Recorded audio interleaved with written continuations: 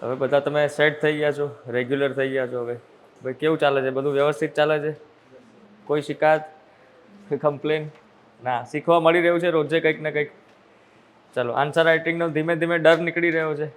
ગઈકાલે આપણે 2 પ્રશ્નો લખ્યા તો ખાસા એવા છોકરાઓના પહેલો આન્સર નહોતો થયો ટાઈમ પર, પણ સેકન્ડ આન્સર થઈ ગયું હતું, હે ને? તો તમે ટ્રાય કરો. એટલે પહેલાં આપણે એટલે જ પ્રશ્ન ડિસ્કસ કરીએ કે કોઈની પાસે કદાચ કન્ટેન્ટ ના હોય તો આપણે પહેલાં કન્ટેન્ટ ડિસ્કસ કરી લઈએ, અપ્રોચ ડિસ્કસ કરી લઈએ, પછી આપણે લખીએ, હે ને? તો જેનાથી આપણું શું થાય કે ટાઈમની અંદર પૂરું પણ થઈ જાય. ઓકે, બસ એટલું યાદ રાખજો કે રિવિઝન તમારે કરવું પડશે, કન્ટેન્ટ તમારી હાથમાં હોવું જોઈએ. હવે અહીંયા કોઈ એવું ખરી જે ગ્રુપમાં એડ નથી? મને તો કીધું કે ટેલિગ્રામ ગ્રુપમાં, ટેલિગ્રામના ગ્રુપ જે ઓફિશિયલ ગ્રુપ છે, અંદર અંદર તમે જે બનાવ્યું છે એ નહીં. તમે તો હમણાં બેચ મેનેજર દેખાય ને, તો એમને કહી દેવાનું કે મને ગ્રુપમાં એડ કરો. હમણાં મેં પૂછ્યું હતું કે બધા એડ છે, 3-4 છોકરાઓ જે રહી ગયા છે કદાચ એમના ધ્યાનમાં નહીં હોય, તો તમે લોકો એડ થઈ જાઓ. પછી હું પીડીએફ નાખું, નહીં તો પછી અડધા કહે છે હમણાં પીડીએફ મળી મને, પછી કે પીડીએફ નહીં મળી. હાજી, તો અચ્છા, તમે ફર્સ્ટ ટાઈમ, આજે ફર્સ્ટ લેક્ચર છે તમારો. શું નામ છે આપનું? તેજલ. જો હવે અત્યાર સુધી સારી વાત એ છે કે અત્યાર સુધીના રેકોર્ડિંગ થયેલા છે, તો તમને યુટ્યુબ પર જોવા મળી જશે. પછી હવે સોમવારથી કોઈ રેકોર્ડિંગ નહીં થાય, બરાબર? હા, તો પછી હવે રેગ્યુલર રહેજો, કેમ કે અત્યાર સુધી એકાદ કોઈની રજા પડી ગઈ, ઠીક છે, તો એ યુટ્યુબમાંથી તમને કવર થઈ જશે, વિડીયો તમને મળી જશે, આપણી ઓફિશિયલ ચેનલ છે ત્યાંથી મળી જશે. સોમવારથી કોઈ રજા ના પાડતા, બરાબર? અને સબ્જેક્ટ કયો ચાલુ કરીશું? આપણે ચર્ચા કરી હતી પોલિટી, બંધારણ. હવે એવો કોઈ ક્લાસમાં છોકરો નહીં હોય જેને બંધારણ નહીં વાંચ્યું હોય. હું એવું માની શકું કે તમારું સોસાયટી વાંચવાનું બાકી હોય, પણ બંધારણ વાંચવાનું બાકી હોય એવું તો હું માની જ ના શકું, બરાબર? એટલે નેક્સ્ટ વીક પોલિટી, આખો વીક આપણે પોલિટીનો જ રાખ્યો છે, ડન. જેમાં આખો વીક આપણે ગવર્નન્સનો રાખ્યો, એવી રીતના નેક્સ્ટ વીક પોલિટી. બધી જ થીમ્સ જોઈ લઈશું, થીમ્સ આધારિત આપણે આન્સર રાઇટિંગ પણ કરી લઈશું, બરાબર? ચાલો, તો અત્યાર સુધી આપણે એક મેથડ એકદમ જોરદાર પાવરફુલ કરી દીધી આપણી. કઈ મેથડ પાવરફુલ કરી? Component method. એકદમ સ્ટાન્ડર્ડ મેથડ છે. હવે એટલે ફિક્સ કરી લેવાનું કે ભાઈ ગવર્નન્સના જેટલા થીમ્સ આપણે ક્લાસમાં ભણ્યા એ થીમ રિલેટેડ હવે કોઈ પણ પ્રશ્ન પૂછાય સીધી કમ્પોનન્ટ મેથડ આવી જોઈએ, બરાબર? બીજી એક મેથડ તમે સમજી ગયા છો, એપ્લિકેશન બાકી છે, એસડીજી મેથડ પણ શીખાય તો ગયું છે. એસડીજી ગોલ બધાને યાદ છે? હવે 2 દિવસ થાય એકાદ ગોલ પૂછી લઉં.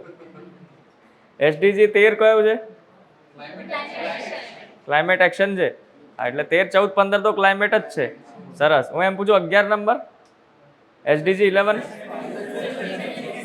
Sustainable cities and communities. તો 12 નંબર કયો છે? Responsible consumption and production. શાબાશ. 8 નંબર કયો છે? જો બાજુમાં જો, descent work and economic growth. 7 number કયો છે? Affordable and clean energy. ચલો ઠીક છે. હવે આજે એક નવી મેથડ શીખવાની છે, બરાબર? મેથડનું નામ P3I. સપ્લાય ચેઇન મારી શીખવાડવાની ઈચ્છા હતી, પણ જ્યારે ઇકોનોમી કરીશું, સપ્લાય ચેઇન અને ડિમાન્ડ એન્ડ સપ્લાય 2 અલગ અલગ મેથડ છે, બરાબર? એ ઇકોનોમીમાં આપણે ભણીશું. આજે આપણે કઈ મેથડ શીખવાની છે? P3I. પહેલાં હું તમને ક્વેશ્ચન બતાવી દઉં, પ્રશ્ન આપણે સમજીએ, પછી હું તમને મેથડ બતાવું, પછી તમે લોકો જાતે પોઈન્ટ જનરેટ કરશો. આ મેથડ એટલી સ્ટાન્ડર્ડ જોરદાર મેથડ છે, બરાબર? અને ગવર્નન્સમાં એકદમ સટીક બેઝ છે. ચલો પહેલાં આપણે ક્વેશ્ચન જોઈ લઈએ. ફોર્મેટવાળા પેજ બધા લોકો લઈ આવ્યા છે ને? હવે એવું તો નથી કે તમે રફ પેજમાં લખશો, ના, આજે બધા આ ફોર્મેટવાળા પેજમાં લખવાનું થશે. 2 પ્રશ્નો આપણે ગઈકાલની જેમ આજે લખીશું. હા, આ પ્રશ્ન વાંચો. ચલો બધા હવે ધ્યાન આપો. શું કહે છે આ પ્રશ્ન? કે ભાઈ પરંપરાગત અમલદારશાહી એટલે નોકરશાહી પણ કહી શકો, અમલદારશાહી માળખું અને સંસ્કૃતિએ ભારતમાં સામાજિક આર્થિક વિકાસની પ્રક્રિયાને અવરોધી છે. ટિપ્પણી કરો. Traditional bureaucratic structure and culture have hampered the process of socio-economic development in India. Comment. હવે એક મને ટેલ વર્ડ દેખાય છે, કોમેન્ટ. ગઈકાલે આપણે ડિસ્કસ શું છે આપણે શીખ્યું. ડિસ્કસ શું છે, પછી બીજું આપણે શું શીખ્યા હતા? ક્રિટિકલી ઇવેલ્યુએટ, ક્રિટિકલ એનાલિસિસ, બરાબર? ઓલમોસ્ટ સેમ જ છે ડિસ્કસ અને ક્રિટિકલ એનાલિસિસ. બસ ડિસ્કશન જ્યારે આવે ત્યારે એક્ઝામ્પલ તમારે વધારે નાખવાના થાય, કાં તો કરંટ ગવર્મેન્ટ સ્કીમ જે છે તમારે વધારે નાખવાની થાય. અને ઓલું ક્રિટિકલી એનાલિસિસ હોય એટલે વધારે પોઝિટિવ નેગેટિવ વધારે કીવર્ડ્સથી આપણે વાત કરીશું. ઓકે ને, ડેટા તો નાખવાનો જ છે બંનેમાં. હવે પાછળ વર્ડ શું આવી ગયું? કોમેન્ટ. એટલે ટેલ વર્ડ છે. ઓકે, ડાયરેક્ટિવ, અમુક લોકો ડાયરેક્ટિવ વર્ડ્સ પણ કહે છે કે આ દિશામાં આપણને લઈ જાય છે. બરાબર. હા, તો હવે તમે શાંતિથી પહેલાં આ કોમેન્ટ તમે થોડી વાર સાઈડમાં મૂકી દો, છે જ નહીં આ શબ્દ એવું વિચારો. ખાલી આટલું તમે વાંચો, અહીંથી અહીં સુધી શું કહેવા માગે છે તમે મને પહેલાં તમે મને સમજાવો. વાંચી લો, શાંતિથી વાંચી લો. કાલ તમે નતા કિંજલ? કેમ? તમે ક્યાં હતા? ઇન આઉટ નહીં થવાનું, ઇન જ રહેવાનું. હાજી, સમજાયું? પ્રશ્ન સમજાયું? કોને કોને સમજાઈ ગયું? પ્રશ્ન શું કહેવા માંગે છે? બસ આટલા જ. પ્રશ્ન નહીં સમજાણો? શું લખવાનું એ ચિંતા ના કરો. શું લખવાનું છે એ તો એના માટે તો આપણે અહીંયા છીએ ને. આ તમારા માટે બાઉન્સર ક્વેશ્ચન થાય કે ના થાય? આ ફસાયેલો પ્રશ્ન છે. તમને લાગે છે કે ભાઈ ઈઝી છે, ફસાઈ દીધો તમને? કેટલા લોકોને એવું ફીલ થાય છે કે આ પ્રશ્ન ફસાઈ દીધો છે? હા, એ બધી હું ચર્ચા કરીશ, પણ કેટલા લોકોને પ્રશ્ન વાંચીને એવું લાગે છે કે આ પ્રશ્ન ફસાવે એવો છે, તમને ટ્રેપમાં ફસાયા છે, જાલમાં ફસાયા છે? ઇઝીલી ભાઈ એક લાઈનના જે ક્વેશ્ચન હોય ને, બહુ ઘાતક પ્રશ્ન હોય. લાંબા પ્રશ્ન હોય ને એના ટુકડા કરવા એટલા ઈઝી હોય, પણ એક જ લાઈનનો પ્રશ્ન હોય ને તો એ કેમ કે દો ધારી તલવાર છે, અહીંથી બી કાપશે ને અહીંથી બી કાપશે. આ પ્રશ્ન એવો છે, આ યુપીએસસી નો પ્રશ્ન છે, ભૂકા ભૂલાઈ દે એવો પ્રશ્ન છે. આમ જોવા જાવ તો કશું નથી, પણ જેને મેથડ ખબર છે એના માટે કશું નથી. જેને મેથડ નથી ખબર એના માટે બોમ્બ છે આ પ્રશ્ન. કેમ કે હવે તમે જુઓ આ પ્રશ્ન શું કહે છે, સમજો તમે. પરંપરાગત અમલદારશાહી એટલે નોકરશાહી, જે આપણે આઈએએસ ની વાત કરીએ સિમ્પલ સમજવા માટે, તો પરંપરાગત અમલદારશાહી જે માળખું છે અને સંસ્કૃતિએ ભારતમાં સામાજિક અને આર્થિક વિકાસની પ્રક્રિયાને અવરોધી છે. એટલે આ લોકોના લીધે આપણો દેશ આગળ નથી વધતો એવું કહે છે. અને એના માટે તમારે ટિપ્પણી કરવાની છે, કોમેન્ટ કરવાની છે. હવે પહેલા તો કોમેન્ટનું મિનિંગ શું છે એ આપણને નથી ખબર અત્યારે. બીજું કે this is a negative statement. Statement positive હોય તો વાત અલગ હોય, આ સ્ટેટમેન્ટ કેવું છે? નેગેટિવ. અને એને શું તમે આખો આન્સર તમે નેગેટિવ લખશો તો પ્રશ્ન તો નેગેટિવ પૂછેલો છે. બહુ મોટો જાલ છે કે આજના દેશના જેટલા બ્યુરોક્રેટ છે એ જ કારણ છે. સોશિયો ઇકોનોમિક જે ડેવલપમેન્ટ જે રોકાઈ ગયું છે કાં તો ધીમું થઈ ગયું છે એનું કારણ આ જ છે. એટલે સીધી ગોળી મારી છે, હારી બંદૂક અને હાર્યો શિકાર, પણ પાછળ લખી દીધું ટિપ્પણી કરો. ઇટ મીન્સ એક્ઝામિનર કહે છે કે તમે મારી ભાષા સમજતા હોય ને તો જ તમને આ ફાવશે, બાકી તમે ઊંધું જ લખીને આવશો. અને મેક્સિમમ છોકરાઓ ફસાઈ જશે કેમ કે ક્વેશ્ચનનો ટોન નેગેટિવ છે, આન્સર પણ એ લોકો નેગેટિવ જ લખીને આવશે. પ્રશ્ન જ પૂછેલો છે ને, નેગેટિવ જ છે ને, તો જવાબ પણ કેવો આવવો જોઈએ? નેગેટિવ. Negative negative positive. ખોટી વાત. અહીંયા ટિપ્પણી દેટ મીન્સ કે વોટ, પહેલા તો એ તમે સમજી લો. જ્યારે તમને કોમેન્ટ કે ને, કોમેન્ટ, આજે હું તમને કહું કોઈ પણ એક વાત ઉપર તમે કોમેન્ટ કરો, કોઈ પણ એક ટોપિક આપણે ચર્ચા કરીએ અને હું કહું કે ભાઈ તમે ટિપ્પણી કરી દો આનું, દેટ મીન્સ વોટ? તમે નકારાત્મક વાત જ કરશો? નકારાત્મક વાત ના. આ 15 માર્કનો પ્રશ્ન છે. યુપીએસસીમાં 15 માર્ક એટલે જીપીએસસીમાં 20 માર્ક્સનો પ્રશ્ન કહેવાય. 3 પાના આજે આના લખવાના થશે. અત્યાર સુધી 2 લખતા હતા. ગવર્નન્સનો આજે છેલ્લો દિવસ છે, આજે 3 લખીશું, તો 3 પાના તમારે લખવાના છે. હવે 3 પાનામાં તમે કેટલું નેગેટિવ લખશો? પોસિબલ છે? ના. તમારે કટાક્ષ કરવાના છે, ટીકા કરવાની છે, કેટલી ટીકા કરશો? Not possible. દેટ મીન્સ આ કોમેન્ટ જ્યારે આવે અહીંયા તમારે આના પોઝિટિવ લખવાના, અહીંયા તમારે આના નેગેટિવ લખવાના. ટિપ્પણી કરું, હું કોઈની પર ટિપ્પણી કરું, જેમ કે હું તમને એક દેશી એક્ઝામ્પલ કહું, ક્રિકેટ ઉપર તમે ટિપ્પણી કરો તો તમે શું સારું જ બોલશો કે ના ક્રિકેટમાં તો બધાનું કરિયર બની જાય, એકદમ જોરદાર, મજા આવી જાય છે? એની ખરાબ વાતો હશે ને? કેટલા લોકોના કરિયર બરબાદ થયા છે, કેમ કે 11 માણસો જ રમવાના છે, બીજા બધા શું કરશે 142 કરોડમાંથી? તો ટિપ્પણી કરશો ને તો સારી વાત બી કહેશો ને ખરાબ વાત પણ કહેશો, બરાબર ને? સો આ ટિપ્પણી કરવાની છે, સારું એ કહેવાનું છે ને ખરાબ પણ કહેવાનું છે, પણ વધારે શું કહેવાનું છે? જે પ્રશ્ન બોલે છે એ વધારે બોલવાનું, વધારે નેગેટિવ જ બોલવાનું છે. પણ સ્ટાર્ટ આપણે કોનાથી કરીશું? પોઝિટિવથી, કેમ કે 3 પાના આપણે ભરવાના છે. 3 પાના ભરવાના છે એટલે પહેલો પાનો તો પોઝિટિવનો જ આવશે, બીજો પાનો સંપૂર્ણ નેગેટિવ વાળો આવશે, અને ત્રીજો પાનો પણ સંપૂર્ણ નેગેટિવ વાળો આવશે, અડધો એટલે કે 1.5 પાનો, અને છેલ્લે આવશે વે ફોરવર્ડ, કે ભાઈ આપણે ખાલી પ્રોબ્લેમ હાઇલાઇટ કરીને છૂટા થવાનું નથી, સોલ્યુશન આપીને જવાનું. પ્રશ્ન નેગેટિવ છે એટલે વધારે ફોકસ કોની પર છે? નેગેટિવ પર. આ જ પ્રશ્ન પોઝિટિવ હોત તો કોમેન્ટમાં, આ જો કોમેન્ટ પણ એવું જ છે, પ્રશ્ન પોઝિટિવ હોય તમારે પોઝિટિવ નેગેટિવ બંને લખવાના, પણ ફોકસ વધારે કોની પર કરવાનું? પોઝિટિવ ઉપર. જેવો પ્રશ્ન હોય એવી ટિપ્પણી હોય. અહીંયા પ્રશ્ન નેગેટિવ છે એટલે ટિપ્પણી પણ વધારે જ આપણે ભાર આપીશું, કોની પર આપીશું? નેગેટિવ પર. પણ પ્રશ્ન પોઝિટિવ હોય દેટ મીન્સ કે આપણે વધારેથી વધારે શું લખવાનું? પોઝિટિવ. થોડા ઘણા નેગેટિવ આપણે, નેગેટિવ એટલે કે પડકારો, ચેલેન્જીસ, આપણે ઇશ્યુઝ એ લખીને આગળ સોલ્યુશન આપીને છૂટા, બરાબર? એટલે અત્યાર સુધી તમે જો ઓબ્ઝર્વેશન કરતા હોય, એક પણ પ્રશ્ન એવો નથી જેની અંદર આપણે વે ફોરવર્ડ ના લખ્યું હોય. પછી તે ડિસ્કસ હોય, પછી તે ક્રિટિકલી ઇવેલ્યુએશન હોય, કાં તો કોમેન્ટ હોય, બધામાં આપણે વે ફોરવર્ડ લખીએ છીએ. એટલે હંમેશા મગજમાં ફિક્સ રાખવાનું, જ્યારે ગવર્નન્સ આવે ત્યારે વે ફોરવર્ડ વગર માર્ક્સ મળશે નહીં. દર એક ટોપિકના solution, way forward, second ARC ની રિપોર્ટના suggestion, data, keyword, government scheme, government initiative, positive, negative, vocabulary બધું જ તૈયાર હોવું જોઈએ. જેટલી થીમ્સ કીધી છે એટલીસ્ટ એટલું તો તૈયાર હોવું જોઈએ, બરાબર? બાકી સમય હોય તો આખા સિલેબસના જેટલા પોઈન્ટ છે એ બધાનું આ તૈયાર હોવું જોઈએ, તો તમે એકદમ ટોપ રેન્ક તમારું આવે. ડન છે? ચલો હવે આપણે ચર્ચા કરીએ. સૌથી પહેલા તમે મને એમ કહો, આના કીવર્ડ બોલો.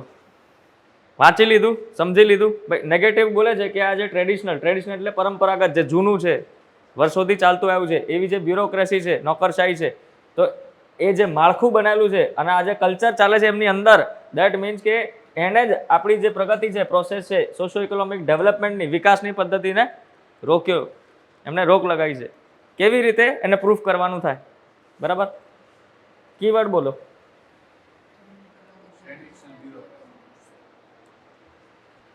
કીવર્ડ કયા કયા છે? એક તો ટ્રેડિશનલ બ્યુરોક્રેસી એટલે પરંપરાગત નોકરશાહી કાં તો અમલદારશાહી, પછી સ્ટ્રક્ચર એન્ડ કલ્ચર. એમનું સ્ટ્રક્ચર એવું બનાવેલું છે અને વર્ક કલ્ચર પણ એવું છે. કલ્ચર એટલે શું? વર્ક કલ્ચરની વાત થાય છે, ખાવા પીવાની વાત નહીં થતી. કલ્ચર, વે ઓફ લાઈફ, ના, એમનું કાર્ય પદ્ધતિ, એમનું જે વર્ક કલ્ચર છે એની વાત થાય છે, બરાબર? પછી શું લખ્યું છે? હેમ્પર્ડ એટલે negative, process of socio economic development. એટલે 1, 2, 3 અને 4 કીવર્ડ અહીંયા છે. 4 કીવર્ડ મારે જવાબની અંદર એડ્રેસ કરવાના થશે, બરાબર? હાલો, તો આ તો મને ખબર પડી ગઈ. સ્ટ્રક્ચરિંગ બતાવો. હવે તમે મને કહો, આટલું આપણે શીખ્યા, સ્ટ્રક્ચરિંગ કરો. ઇન્ટ્રોડક્શન આવી જશે, બરાબર? સ્ટ્રક્ચરિંગ હવે શું કરવાનું છે? 15 એટલે 20 માર્ક છે જીપીએસસીમાં, 3 પાના છે, તો આ પહેલો પાનો, બરાબર? હેડિંગ બોલો તમે.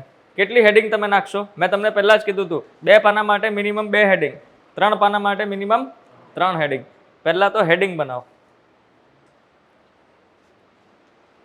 ભાઈ જેને હેડિંગ બનાવતા ના ફાવતું હોય અહીંયા પ્રશ્ન જોઈ લો, હું ટાઈમ નાખી દઉં છું. હેડિંગ બનાવવું આના માટે પણ ચેલેન્જિંગ છે.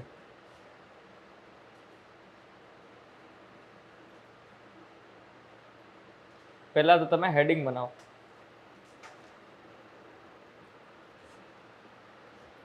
ખાલી હેડિંગ, અંદરના પોઈન્ટ ના વિચારતા, ખાલી હેડિંગ. મને મિનિમમ 3 હેડિંગ આપો, 3 ટાઇટલ આપો. 5 મિનિટ છે. જોઈએ હવે હેડિંગ નાખતા કોણ શીખ્યું છે.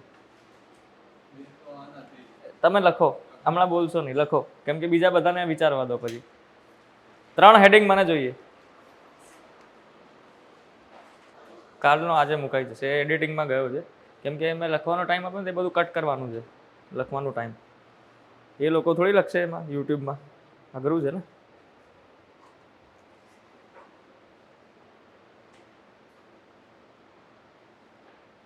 જે લોકો નવા છે, કદાચ 2-3 લેક્ચર મિસ થયા છે, તો એ ચિંતા ના કરે, ધીમે ધીમે ગ્રીપ આવી જશે. ઇન એન્ડ આઉટ, તમે ઇન એન્ડ આઉટ કેમ થાવ છો? હવે એવું ના થતા. ઘરે શું જવાનું, એક દિવસ ઘરે જઈને શું આવવાનું? જવાનું તો પછી 6 મહિના ઘેર જવાનું, પછી આરામથી આવવાનું. ઘર જવાની તલબ જે છે પૂરી કરી લેવાની. થઈ ગયું સ્ટ્રક્ચર? કોઈનું બાકી છે? જયેશ, થઈ ગયું?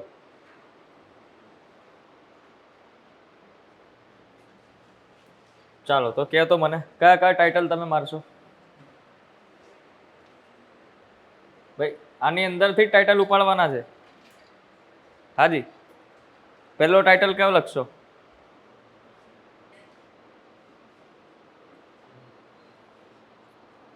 આ બાજુ તમારું નામ શું હતું?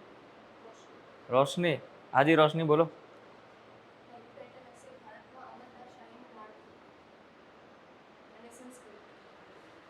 પહેલા આપણે જોઈ લઈએ, જેના બધાના આઈડિયા છે આપણે પહેલા લખી લઈએ. શું કહો છો તમે? અમલદાર શાહીનું માળખું એટલે કે તમે એ સ્ટ્રક્ચરની વાત કરો છો, એમને જે બનાવેલું છે સ્ટ્રક્ચર એની વાત કરો છો?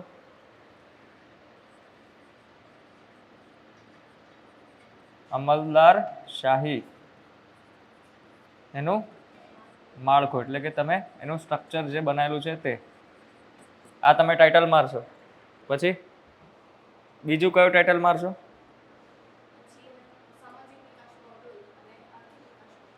સામાજિક વિકાસમાં અવરોધ અને આર્થિક વિકાસમાં અવરોધ. આ પૂછ્યું છે? પૂછ્યું છે આ પ્રશ્નમાં? તમે શાંતિથી વિચારો કે અમલદાર શાહીનું સ્ટ્રક્ચર શું આ પ્રશ્નની ડિમાન્ડ છે? એટલે આજે સ્ટ્રક્ચરિંગ મેં તમારી જોડે કરાવડાવ્યું. આ પ્રશ્નની ડિમાન્ડ શું છે કે આ સ્ટ્રક્ચરના લીધે, આ જે માળખું છે એના લીધે દેશની પ્રગતિ આર્થિક અને સામાજિક રીતે નબળી પડી છે. આ જ છે. તો આપણે શું કામ એવું લખીએ કે એનું સ્ટ્રક્ચર શું છે? એ પૂછ્યું જ નથી ને. અત્યારે ભૂલ કરો, હું ચાહું છું કે અત્યારે ભૂલ કરો એટલે તમને ક્લેરિટી આવે. તો પહેલે હેડિંગ એ નહીં આવે. બીજું, તમે તો ઇન એન્ડ આઉટ રહેતા હતા, અત્યારે તમને ફાવશે નહીં. હાજી શ્વેતા બોલો. એમને પણ એ જ કીધું છે.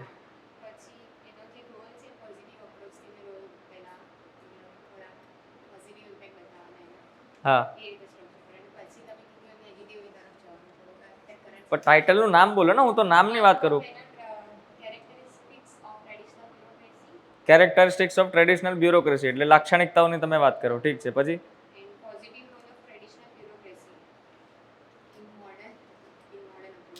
પછી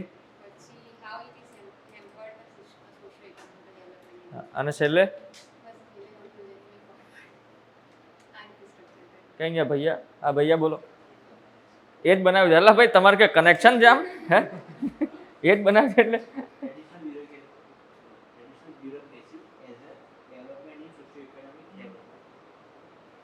ટ્રેડિશનલ બ્યુરોક્રેસી એઝ એ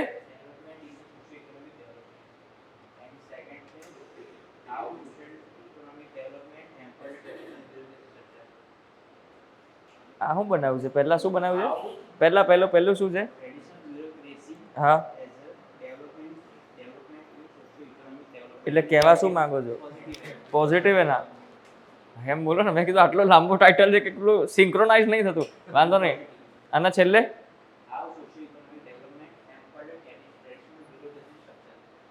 પછી હા હા, પછી 2 જ બના. એટલે તો 3 તો બનાવવાના છે. 3 તો મેં કીધું છે તું. હાજી સાહેબ.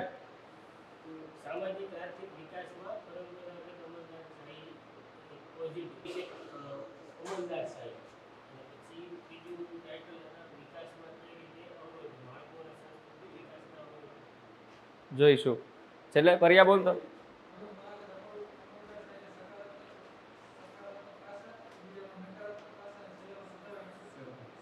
ઠીક છે, 3 તમે રાખ્યા. કિંજલ?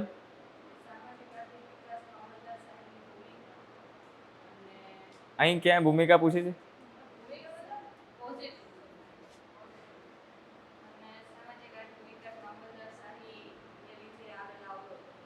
બરાબર. અચ્છા, જોઈશું. આ તમારું નામ શું છે? નિષ્ઠા? નિશા. મેં કીધું નિષ્ઠા તો અમારી જીપીએસસી ફાઉન્ડેશન બેચ છે. ચલો ખેર, હાજી નિશા બોલો.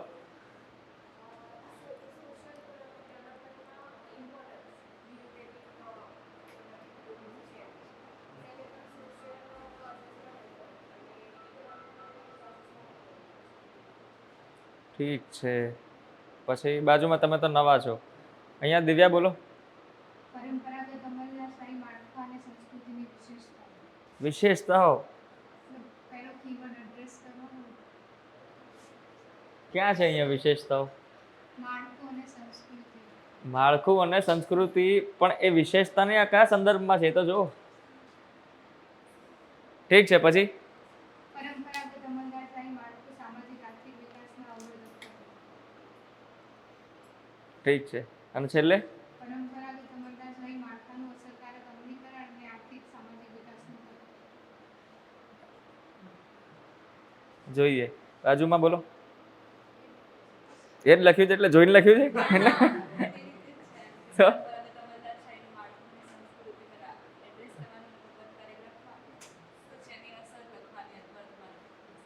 બરાબર. તમે અમલદારશાહી પદ્ધતિ સામાજિક આર્થિક સુધારણાના એજન્ટ તરીકે. પછી બીજું છે પરંપરાગત અમલદારશાહીનું સામાજિક અને આર્થિક વિકાસના અવરોધક તરીકે. પછી એમાં બે પાટા, કેવી રીતે માળખું અવરોધ કરે છે, કેવી રીતે સંસ્કૃતિ અવરોધ કરે છે, પછી અસરકારક તમે પરંપરાગત અમલદારશાહીથી શું કહેવાય સામાજિક આર્થિક લાભ અને પછી એના નુકસાન. વાહ, શાબાશ. લાભ નુકસાન. તમે શું બનાવ્યું છે? સર, મેં સૌથી પહેલા કીવર્ડ લીધું છે પરંપરાગત અમલદારશાહીની ડેફિનેશન. ઇન્ટ્રોડક્શન ના, એ તો ઇન્ટ્રોડક્શનની વાત નથી કરતો, હું બોડીની વાત કરું. કીવર્ડ મારો ફર્સ્ટ છે અમલદારશાહી. હા. એની ડેફિનેશન. બરાબર, પછી પછી માળખું અને સંસ્કૃતિ. એન્ડ થર્ડ છે સામાજિક આર્થિક વિકાસમાં અવરોધક રહે. તો પોઝિટિવ્સ ક્યાં આવ્યા? એ લખી દઈશું ને થર્ડમાં. તો ટાઇટલમાં એવું દેખાવું જોઈએ ને. હા, તો પોઝિટિવ નેગેટિવ થર્ડ પોઈન્ટ. ઠીક છે. કાલ ક્યાં હતા? ઓકે, હાજી બોલો. સર, ફર્સ્ટ પોઈન્ટ મેં ભારતના સામાજિક આર્થિક વિકાસના અવરોધોને ડિસ્ક્રાઇબ કર્યું હતું. મતલબ એ મેજર અવરોધ નથી, બીજા બી ઘણા બધા અવરોધો છે. અને સેકન્ડ પોઈન્ટમાં પછી એના આ જ પરંપરાગત અમલદારશાહીમાં એની માળખી અને એની સંસ્કૃતિ કેવી રીતે એક મેજર રોલ કોન્ટ્રીબ્યુટ કરે છે આ અવરોધ બનાવવામાં સૌથી વધારે. અને થર્ડ પોઈન્ટમાં એના બે પોઈન્ટ. જોઈએ. Yes sir, army sir. ભારતીય વહીવટતંત્રની કરોડરજ્જુ. સેકન્ડમાં છે નેગેટિવમાં અમલદારશાહીથી લાભ વિકાસ થાય. થર્ડમાં છે સમય નેગેટિવમાં સરકાર અને જનતા વચ્ચેની મજબૂત કડીનો અભાવ. તમે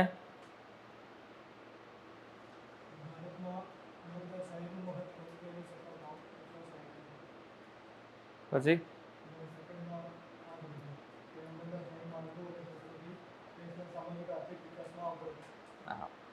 હાજી બોલો. હા હા, બોડીના ખાલી title, 3 title. Body body body પછી આખું, એટલે ઇન્ટ્રોડક્શન સિવાય. એક પેલું ટાઇટલ ટ્રેડિશનલ બ્યુરોક્રેસી શું કહેવાય, મતલબ એક સર્કલ બનાવીને અંદર. પછી બીજું માં traditional bureaucracy as hurdle to socio economic development. એમાં બે પાર્ટ. એક સ્ટ્રક્ચરલ અને એક બીજું કલ્ચરલ. અને પછી bureaucracy as a key driver of development. બરાબર છે. આપણે ભાઈ ઇન્ડિવિજ્યુઅલ એટલે પૂછું છું કે તમને એવું ખબર પડે કે હા ભાઈ મેં ક્યાં ભૂલ કરી છે. હવે હું તમને કહીશ એટલે ખબર પડશે. તો તમને પેલા આઈડિયા તો તમે કહો. હાજી બોલો.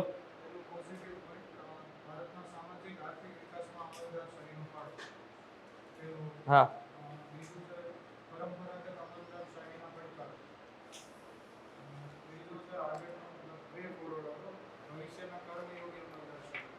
બરાબર. આપણે માળખું અને સંસ્કૃતિ. એ તમે એ જ ભૂલ કરી.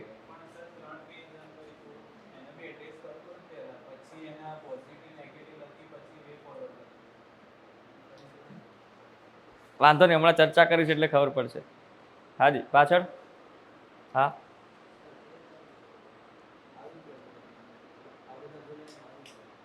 એમાં આવી ગયું છે, કંઈક નવું નથી. ચલો વાંધો નહીં. પાછળ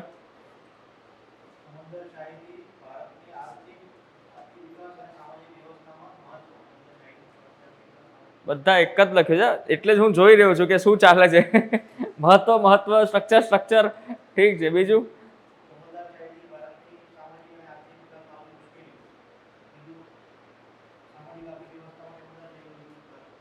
બરાબર. બાજુમાં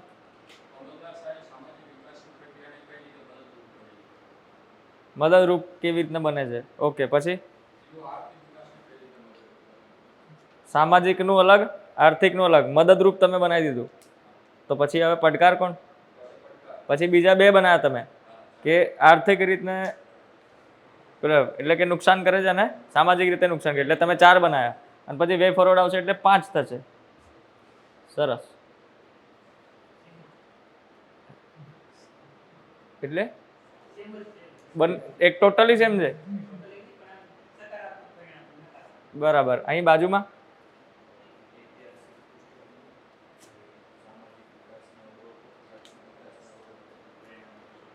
ઠીક છે. લાસ્ટ છેલ્લે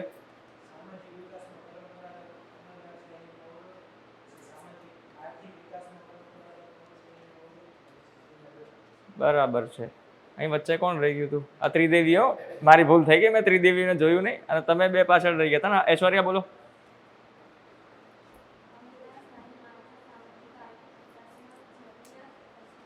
જરૂરિયાત પૂછી છે, જરૂરિયાત પૂછી છે નહીં તો તમે જ ના પાડો છો, પૂછી નથી તો પછી કેમ લખો છો? ઠીક છે, વાંધો નહીં. અત્યારે નવું છે, કઈ વાંધો નહીં. અત્યારે જેટલી ભૂલો કરવી હોય કરી લ્યો.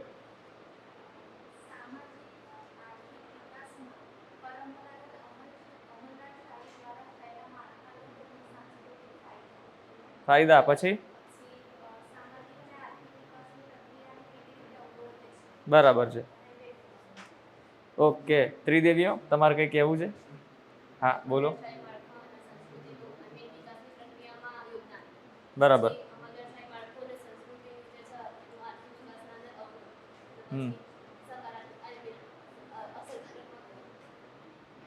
જો ભાઈ ઓલમોસ્ટ 50% જેટલા લોકો છે એમનું સાચું છે સ્ટ્રક્ચર.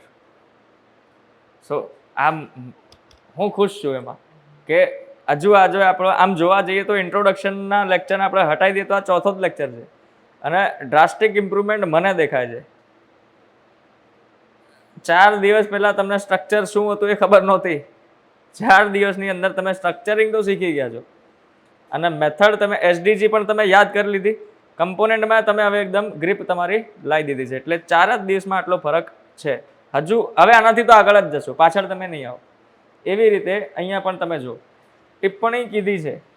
ભાઈ સીધી વસ્તુ છે. મેં પહેલાં પણ કીધું હતું કે પોઝિટિવ લખવાના, ઓછા લખવાના છે. કેમ કે ક્વેશ્ચન કેવું છે? નેગેટિવ છે. તો નેગેટિવ મારે શું કરવાના? વધારે લખવાના છે. એટલે મારા ટાઇટલ પણ એવા જ હોવા જોઈએ ને. સિમ્પલ. હું પોઝિટિવથી ચાલુ કરીશ. ઇન્ટ્રોડક્શન એ તો આપણે અત્યારે સાઈડમાં મૂકી દઈએ, પછી નેક્સ્ટ વીકમાં શીખીશું. Traditional bureaucratic structure and culture. અહીંયા શું લખ્યું છે? Have hampered. એટલે કે પ્રક્રિયાને અવરોધી છે ને. હું આ હેમ્પર્ડને ચેન્જ કરીને કઈ એક પોઝિટિવ શબ્દ નાખો તો હેમ્પર્ડ એટલે અવરોધી છે, મજબૂત કરી છે. અવરોધને આપણે ઓપોઝિટ કરી દઈએ તો શું થાય? મજબૂત કરી છે. કાં તો એને એક વેગ આપ્યો છે, તો પહેલો ટાઇટલ એ જ થશે. દેટ મીન્સ કે traditional bureaucratic structure and culture have supported. આનું હું ઊંધું જ લખું છું. પહેલાં શું કર્યું મેં? હેમ્પર્ડ છે ને એટલે પાછળ ખેંચ્યો છે, સપોર્ટેડ આગળ વધાર્યો છે. એટલે આ એંગલ આવી ગયો મારો પહેલો ટાઇટલ અહીંયા કે ભાઈ ટ્રેડિશનલ બ્યુરોક્રેટિક સ્ટ્રક્ચર છે. Traditional bureaucratic structure supported socio economic development. બરાબર. પહેલા પક્ષમાં આર્ગ્યુમેન્ટ આપવાના, પૂછ્યું નથી પણ ટિપ્પણી તો કીધી છે ને. ટિપ્પણી એટલે તમારે હાય પાડવાની અને પાછળ નાય પાડવાની. તો અહીંયા તમે લખશો, આખો પેજ તમારે સપોર્ટમાં લખવાનું થશે. જેટલા પોઈન્ટ તમે જનરેટ કરી શકો, 4, 5, 6 જેટલા પોઈન્ટ થાય એટલા. આ પેજ પૂરું. અહીંયા ઇન્ટ્રોડક્શન તમારું આવી જશે. નેક્સ્ટ પેજ નંબર 2 આવશે. હવે અહીંથી ખરેખર પ્રશ્ન તમારો ચાલુ થશે. તો જે પ્રશ્ન છે, પ્રશ્નમાં શું પૂછ્યું હતું? હવે એ જ ટાઇટલ આવશે કે ભાઈ ટ્રેડિશનલ બ્યુરોક્રેટિક સ્ટ્રક્ચર છે, ટ્રેડિશનલ બ્યુરોક્રેટિક સ્ટ્રક્ચર છે, એણે કેવી રીતે સોશિયો ઇકોનોમિક ડેવલપમેન્ટને હેમ્પર કરી છે, એને અવરોધી છે. અહીં ઉપર મેક્સિમમ ફોકસ થશે અને અહીંયા દેશ ધનાધન તમારે લખવાનું થશે. આખો પેજ અહીંયા આની ઉપર તમારે લખવાનું થાય. આ થઈ જશે. નેક્સ્ટ બીજો પેજ આવશે. હવે આ લાસ્ટ પેજ છે. અહીં સુધી તમારે એના નેગેટિવ લખવાના. 10 પોઈન્ટ તો અહીંયા જોઈશે અને છેલ્લે પછી અહીંયા લખવાનું વે ફોરવર્ડ. હંમેશા યાદ રાખજો, 2 પાનાવાળું હશે ને તો વે ફોરવર્ડ 1-2 આપશે તો ચાલશે. 3 પાના હશે ને તો ઓછામાં ઓછા 4 વે ફોરવર્ડ તમારે આપવા પડશે. કેટલા? ઓછામાં ઓછા 4. 5 આપો તો વધારે સારું. એટલે કે તમારે અહીંયા સીધું જ લખવાનું કે વે ફોરવર્ડ. હવે આગળ શું કરી શકાય? આ પહેલો, આ બીજો, આ ત્રીજો, આ ચોથો. હવે ખાલી હું ના છોડું, અહીંયા છેલ્લે એક લાઈન લખી દઈશ. એ શું લખવાની છે હું તમને કહીશ. સેકન્ડ એઆરસીની જ લાઈન તમને કહીશ. બરાબર? તો આ છે આપણું સ્ટ્રક્ચર. પહેલા ટ્રેડિશનલ બ્યુરોક્રેસી કેવી રીતના સપોર્ટ કરી, પછી ટ્રેડિશનલ બ્યુરોક્રેસી કેવી રીતના હેમ્પર કરી, અવરોધી, અને પછી વે ફોરવર્ડ. એકદમ સિમ્પલ છે, એકદમ સિમ્પલ. પ્રશ્નમાંથી જ ટાઇટલ બનશે. અહીંયા એવું નથી પૂછ્યું કે ભાઈ એનું માળખું શું છે, આઈએસ શું છે, એ નથી પૂછ્યું.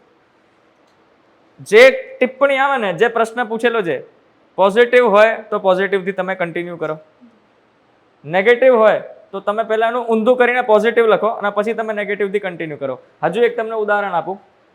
માની લો કે આ જે પ્રશ્ન છે આની અંદર શું કર્યું છે, અહીં હેમ્પર્ડ નથી લખ્યું, અહીં પ્રશ્નમાં આવી રીતના લખેલું છે કે સપોર્ટેડ. તો સ્ટ્રક્ચર કેવી રીતના બનતું?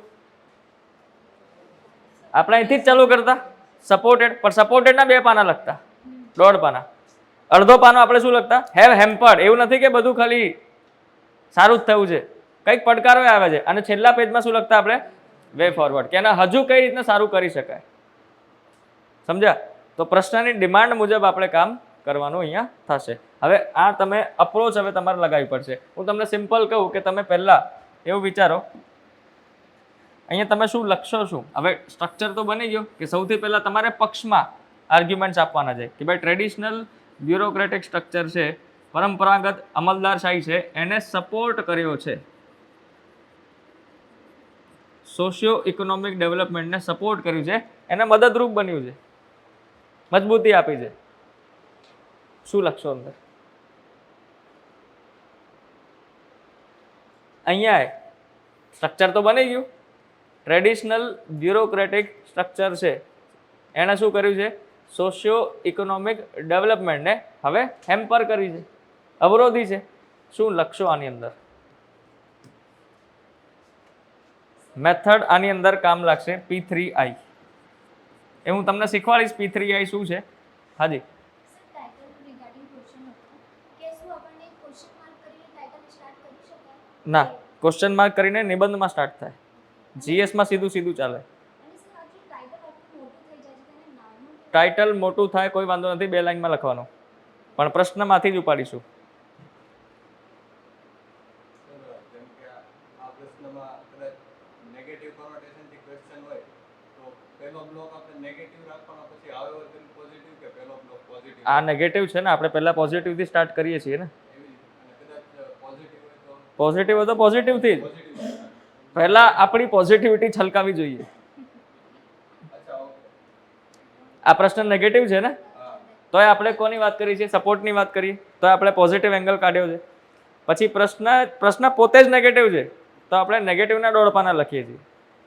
સમજ્યા? આપણે પહેલા હંમેશા પોઝિટિવ જ લખવાનું થાય. ભલે પ્રશ્ન નેગેટિવ હશે પણ 2-3 પોઈન્ટ તો આપણે પોઝિટિવના લખી દઈશું. બરાબર? હાજી. હવે આ કરશો કેવી રીતે? આ મેથડ તમારી પાસે જો હશે તો 100% કામ થઈ જશે. હવે આ મેથડ નહીં હોય, અત્યારે નથી ને, વિચારો. એટલે તમને ડિફરન્સ ખબર પડે કે મેથડ સાથે લખવું અને મેથડ વગર લખવું કેટલો ફરક પડે છે. બરાબર?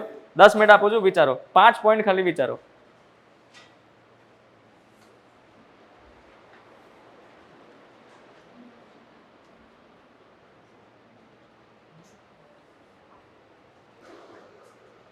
ખાલી એવું વિચારો, એક આઈએસ ઓફિસર આપણને સામાજિક રીતે અને આર્થિક રીતે કેવી રીતે મદદરૂપ થાય. આ મેં હિન્ટ આપી દીધી. હજુ મેથડ શીખવાડીશ તો મજા આવશે. હાજી, તો ઓલમોસ્ટ બધાએ પોઈન્ટ્સ તો લખ્યા છે. બે ત્રણ સારા છે અને 2-3 ખરાબ છે. હવે કેટલી વાર લાગી? 10 મિનિટ અહીંયા જ જતી રહી ને. હવે મેથડ જોઈએ, હે ને? આ જે તમે પોઈન્ટ લખ્યા છે ને, હજુ આનાથી પણ સારા પોઈન્ટ્સ તમે કાઢશો. હવે મેથડ જુઓ.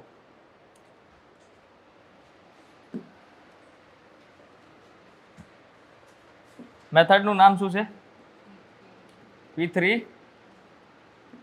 P3I method.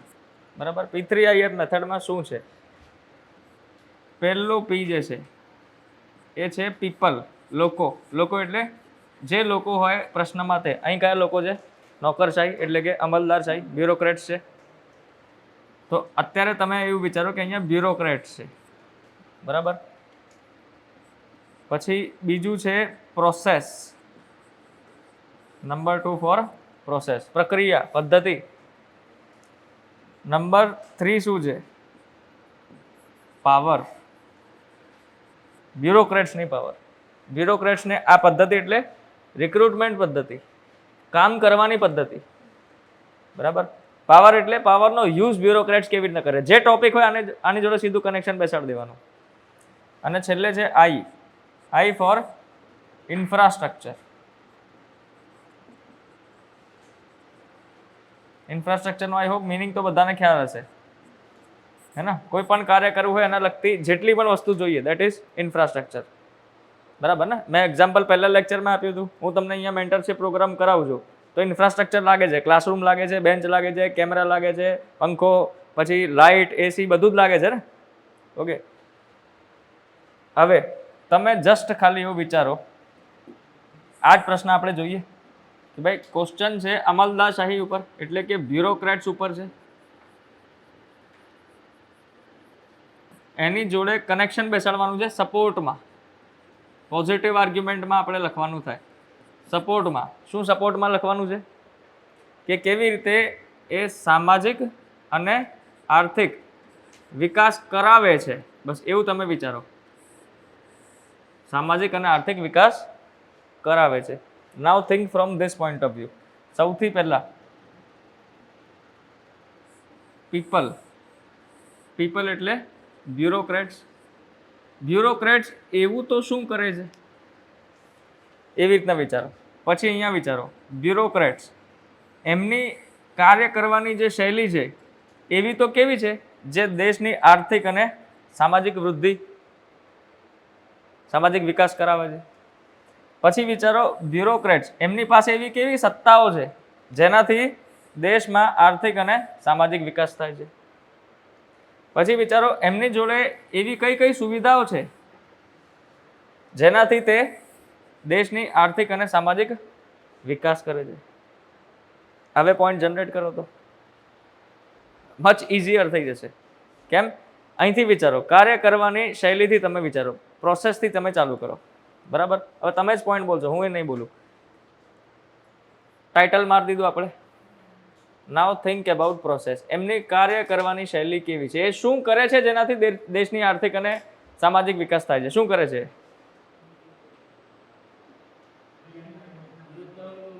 યોજનાઓ અમલીકરણ પછી પહેલા ભલામણો કરે છે ને ભાઈ. યોજનાઓ બનાવવામાં મદદરૂપ બને છે. તો પહેલો પોઈન્ટ શું આવશે કે જેટલી પણ યોજનાઓ છે બનાવે તો આ જ લોકો ને. એટલે યોજનાઓને ઘડવામાં, યોજનાઓને બનાવવામાં કેવું થાય છે? મદદરૂપ બને છે. જેથી સામાજિક યોજનાઓ બનાવે, આર્થિક યોજનાઓ જ બનાવે. જીએસટીમાં રિફોર્મ્સ આવ્યા તો કોણે સજેસ્ટ કર્યા? બ્યુરોક્રેટ છે. ઓકે. તો યોજનાઓ ઘડવામાં મદદરૂપ થાય છે. ઘડીને પછી શું કરવાનું છે? અમલીકરણ. અમલીકરણમાં મદદરૂપ થાય છે. જેથી છેલ્લે લાઈન લખવાની, સામાજિક અને આર્થિક વિકાસ થાય છે, સામાજિક અને આર્થિક વૃદ્ધિ થાય છે. 2 પોઈન્ટ અહીંયા થઈ ગયા, પ્રોસેસમાંથી જ થઈ ગયા, એમની કાર્ય કરવાની પદ્ધતિથી જ થઈ ગયું. હજુ એક કાર્ય કરવાની પદ્ધતિ છે, કઈ છે વિચારો. જ્યારે પણ આઈએએસ ઓફિસર કામ કરતો હોય, ભાઈ એ દેશના લોકો માટે જ કામ કરતો હોય, બરાબર ને? તો એક નિયમબદ્ધ કામ કરતો હોય કે નહીં? સંવિધાનથી બહાર જઈને કામ કરતો હોય? ના. કોન્સ્ટિટ્યુશનની બહાર તો કોઈ ના જાય. એટલે કે તે પોતાની સંવિધાનિક જે જવાબદારીઓ છે એ પૂરી કરે છે. અને શું સંવિધાનમાં એવું ક્યાંય છે કે ભાઈ સામાજિક અને આર્થિક વૃદ્ધિ થવી જોઈએ? ડીપીએસપી છે ને? તો એ સંવિધાનના હિસાબથી કામ કરે છે. તો કે સિમ્પલ, કોન્સ્ટિટ્યુશનના હિસાબથી તે કાર્યલક્ષી છે. એટલે કે સોશિયો ઇકોનોમિક ડેવલપમેન્ટ લઈ આવે છે. કેટલું ઇઝીલી પોઈન્ટ નીકળે છે. ખાલી એવું વિચારો કે બ્યુરોક્રેટ કેવું કામ કરે છે જેથી દેશમાં સામાજિક આર્થિક વિકાસ થાય છે. એ પ્રોસેસથી જ 3 પોઈન્ટ આપણે કાઢી દીધા, બરાબર ને? ઉદાહરણ તમારે લખવા હોય તમે ડેફિનેટલી ઉદાહરણ લખી શકો. હજુ કાર્યમાંથી હજુ એક બીજો પોઈન્ટ નીકળશે. હજુ એક જ પાસો છે.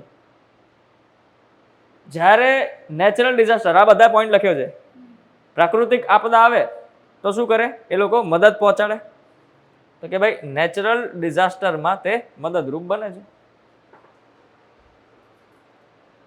ક્રાઇમ રેટ કંટ્રોલ કરવામાં મદદરૂપ થાય છે.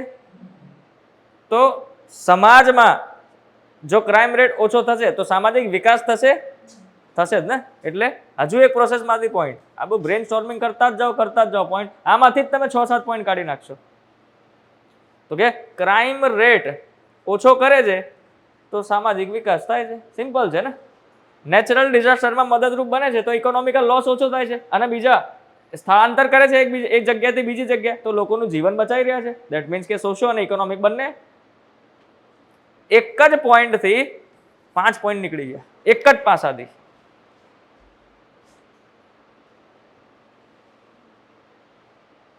છે ને? હવે શું લખશો? હવે આગળ જરૂરત જ નહીં. બીજા ડબલ પી જે છે અને આઈ છે, હજુ આપણે એને ટચ જ નથી કર્યું. જો એને ટચ કરવા જાઓ ને તો આ 2 પાના આખા તમે ભરી દો. જે હવે આ 2 પાના આખા આપણે નેગેટિવ રીતે ભરીશું. કેમ કે પ્રશ્ન શું છે? નેગેટિવ છે. મારે 5 જ પોઈન્ટ જોતા, મારો પેજ ભરાઈ જવું જોઈએ. ભરાઈ ગયો, બસ વાર્તા પૂરી. હવે હું આવીશ અહીંયા નેગેટિવ ઉપર. તો P3I અપ્રોચ છે. જ્યારે બ્યુરોક્રેટ ઉપર પ્રશ્ન પૂછાય, રોલ ઓફ સિવિલ સર્વિસીસ માંથી પ્રશ્ન પૂછાય, P3I અપ્રોચથી લખવું. બરાબર? પડકારો જોઈએ. ભાઈ આ ખબર પડી ને કેવી રીતે પોઈન્ટ કાઢવાના છે. યુ જસ્ટ થિંક, ટોપિકને આ મેથડ જોડે કનેક્ટ કરાવો. એમની કાર્ય કરવાની શૈલી કઈ છે, એ શું કરે છે, બસ શું કરે છે ખબર પડી ગઈ. કનેક્ટ કરાવો આર્થિક અને સામાજિક જોડે. ડન. આવી રીતે જ મેન્સ પાસ થશે. પહેલા કીવર્ડ વિચારવાના, connect with the topic. Clear? ચાલો, તો આ તો મને ખબર પડી ગઈ. નેક્સ્ટ આપણે આગળ વધીએ. તો અહીંથી મને ખબર પડે હવે મારે નકારાત્મક વાત કરવાની છે, હે ને? ટાઇટલ આપણે શું નાખ્યું હતું જે પ્રશ્નમાં છે તે, કે ભાઈ સામાજિક આર્થિક વિકાસને એ અવરોધે છે. બસ એ ટાઇટલ મારી દીધું. હવે તમે P3I અપ્રોચ તમારી સામે જ અપ્રોચ મૂકું છું. શું વિચારવાનું છે? પીપલ એટલે બ્યુરોક્રેટ કેવી રીતે સામાજિક આર્થિક વિકાસને હવે રોકે છે? એવી કઈ પદ્ધતિઓ અપનાવે છે જ્યાંથી સામાજિક આર્થિક વિકાસ રોકાય છે? એવું તો શું કરે છે? પછી એમની જોડે એવી તો કેવી સત્તાઓ છે જેમનાથી સામાજિક અને આર્થિક જે વૃદ્ધિ છે એ રોકી શકે છે, કાં તો રોકે છે? એવી કેવી સત્તાઓ છે? પછી એમની જોડે એવું તો શું છે, ઇન્ફ્રાસ્ટ્રક્ચરમાં એવું તો શું છે કે જેનાથી સામાજિક આર્થિક વિકાસ રોકાઈ શકે છે? પોઈન્ટ્સ તમારી સામે જ છે. જસ્ટ એક પાસો પકડજો, એક પહેલું પકડજો અને પોઈન્ટ જનરેટ કરજો. બરાબર? જોઈએ હવે કોણ કરે છે. મેથડ ખબર પડી ગઈ છે. 2 પાના જોઈએ છે. બરાબર? 15 મિનિટ આપું છું. ખાલી વિચારો.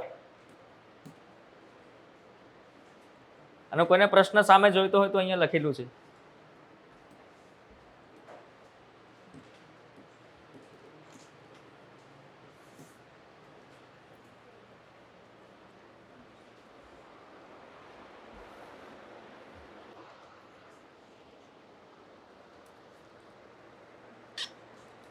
એવું પણ વિચારજો કે બ્યુરોક્રેટને કામ કરવું હોય તો એ કામ નથી કરી શકતા, એ પણ વિચારજો, એ એંગલથી પણ વિચારજો, વધારે પોઈન્ટ નીકળશે.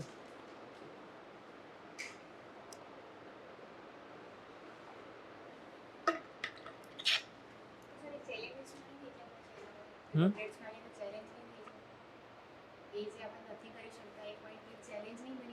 હા, તો નથી કરી શકતા તો અવરોધ જ છે ને સોશિયો ઇકોનોમિક ડેવલપમેન્ટ. હા હા હા, બ્યુરોક્રેટ કેમ કામ નથી કરી શકતા એ વિચારો.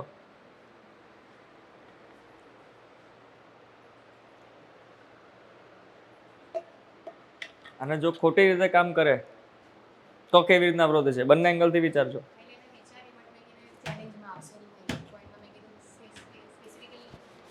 ના, કનેક્ટ કરાવો ટોપિક જોડે.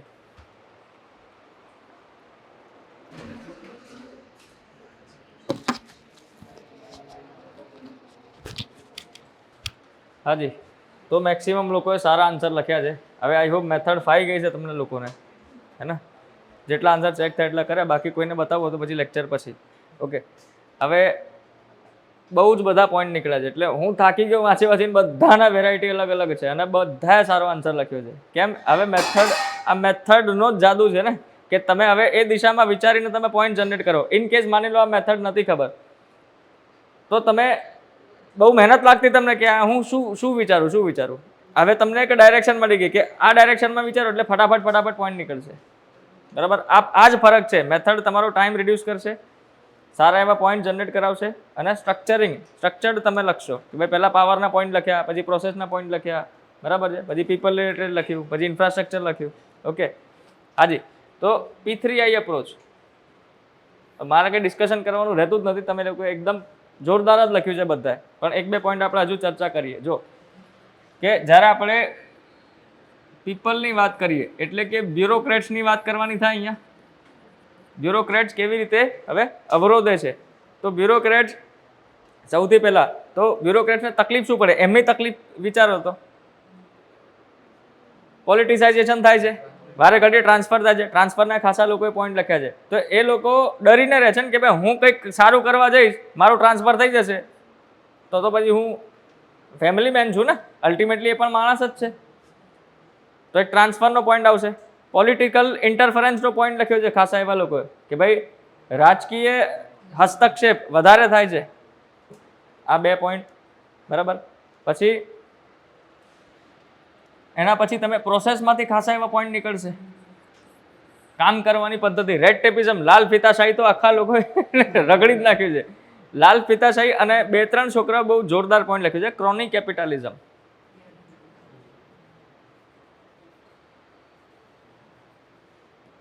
આ મજા આવી એમ. ક્રોની કેપિટલિઝમ બધાને ખબર છે ને શું હોય છે ક્રોની કેપિટલિઝમ?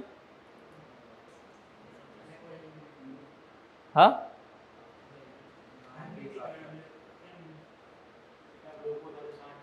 સાઠગાંઠ. ભાઈ ટેન્ડર પાસ કરવાનો છે, મારો મિત્ર છે, હું એને આપી દઈશ. કેમ? હું IAS ઓફિસર છું, ભાઈ ભત્રીજાવાદ, હે ને? દેટ ઇઝ ક્રોની કેપિટલિઝમ, કે મારો મિત્ર બિઝનેસમેન છે, હું ટેન્ડર આપું તો એને આપી દઈશ. ઓકે ના, ઇકોનોમીમાંથી પોઈન્ટ કાઢ્યો છે તો બરાબર જ છે ને. ચલો, તો ક્રોની કેપિટલિઝમ થઈ ગયું. પછી લાલ ફીતાશાહી એટલે રેડ ટેપિઝમ થઈ ગયું. ડન છે. બીજું શું કાઢશો? કાર્ય કરવાની શૈલી કેવી છે? ઢીલી છે ને, એટલે એમની અંદર શું છે? રિજિડિટી છે, કે મારે બદલવું જ નથી, ફ્લેક્સિબિલિટી નથી, અડીક છે કે ના વર્ષોથી લખેલું છે ને ટ્રેડિશનલ. આ પોઈન્ટ તમારે લખવા જેવું હતું, આ કોઈએ નથી લખ્યું કે ફ્લેક્સિબિલિટીનો અભાવ છે, સમય સાથે પરિવર્તનનો અભાવ છે. એટલે જ કીવર્ડ શું હતું? ટ્રેડિશનલ, પરંપરાગત, જેની અંદર બદલાવ કરવાની જરૂર છે પણ થયું નથી. કેમ? કેમ કે એ લોકો ચાહતા નથી. રિજિડિટી કરે છે અને લોબી બનાવે છે. આ બે પોઈન્ટ મિસિંગ છે. લોબિંગ કરે છે. કદાચ તમને ખ્યાલ હોય કે ના હોય, IAS ની અલગ લોબી ચાલે, IPS ની અલગ લોબી ચાલે. લોબી એટલે ગ્રુપ બનાવે, એકને તકલીફ પડી એટલે બધા જ તૂટી પડે.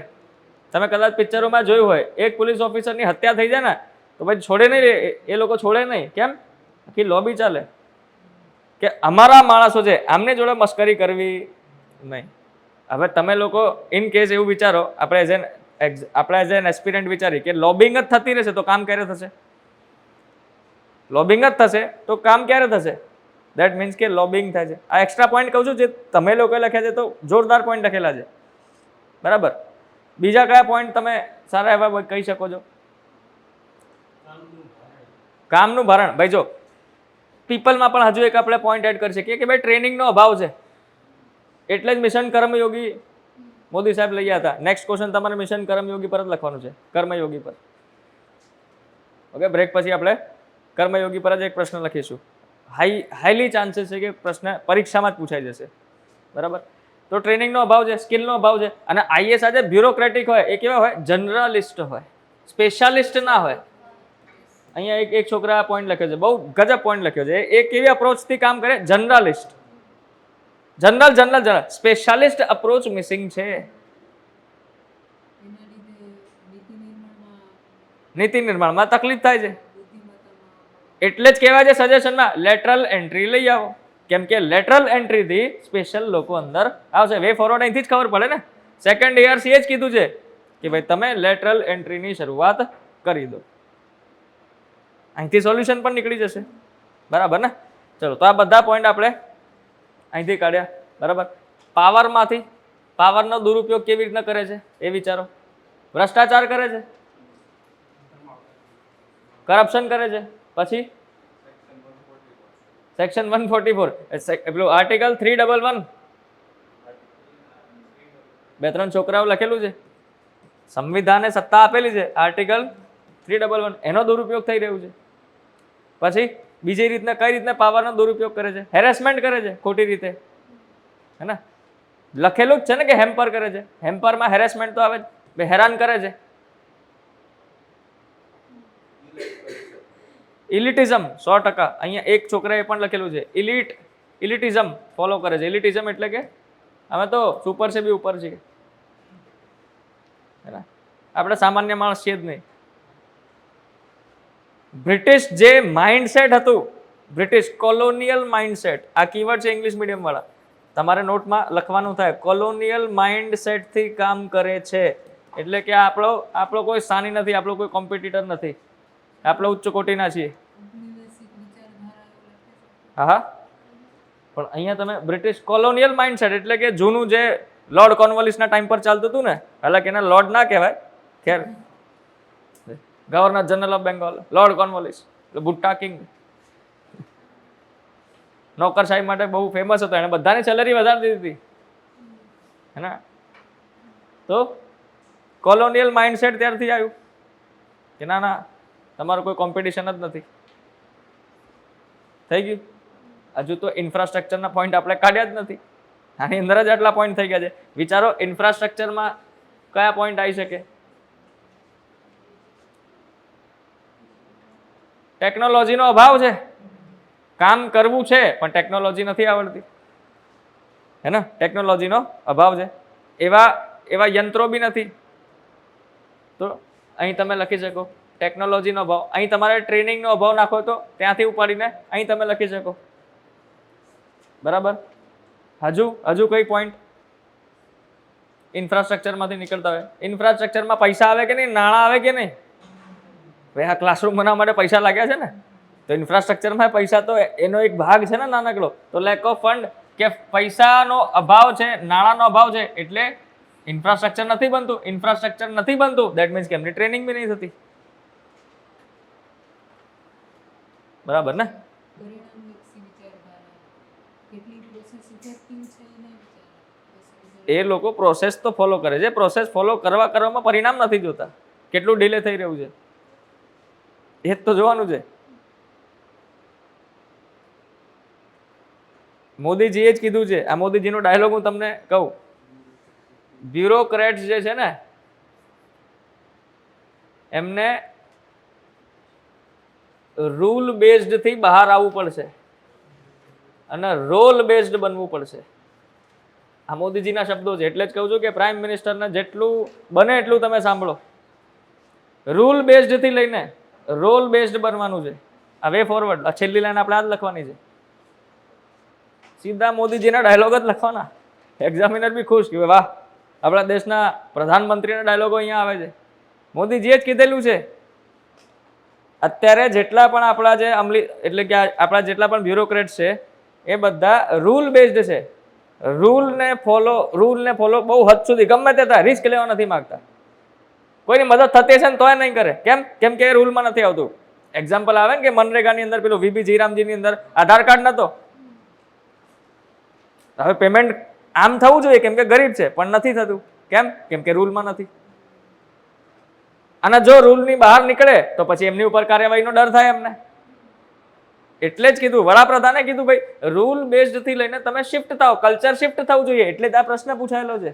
રોલ બેઝડ તમે જવાબદારીપૂર્વક કામ કરો. અમે બેઠા છીએ, જોઈ લેશું તમારી મનસા શું છે, ખબર પડી જશે. તમારી લોકોની મદદ કરવાની મનસા છે તો તમને કંઈ નહીં થાય. તો ડર કાઢો. રૂલ બેઝડ થી તમે શિફ્ટ થાઓ. કોની ઉપર? રોલ બેઝડ થી. છેલ્લી લાઈન આ જ છે. વે ફોરવર્ડ પછી બોલો.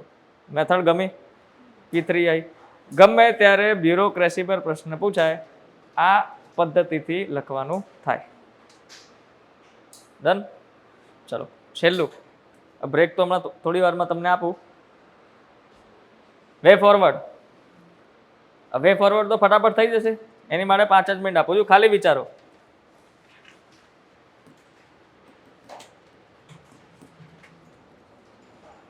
શું કરી શકાય?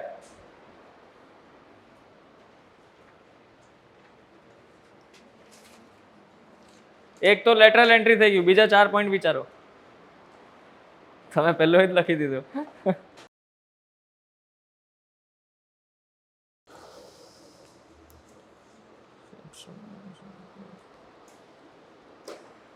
હાજી. સો લાસ્ટ વે ફોરવર્ડ. કયા વે ફોરવર્ડ તમે લોકોએ નક્કી કર્યા? હવે આમાં તકલીફ મારા હિસાબથી નહીં પડી હોય. 4-5 વે ફોરવર્ડ. એક તો લેટરલ એન્ટ્રી વાળું એઝ પર સેકન્ડ ARC. ચલો હવે બીજા 4 બોલો. હા, મિડ કરિયર રિવ્યુ.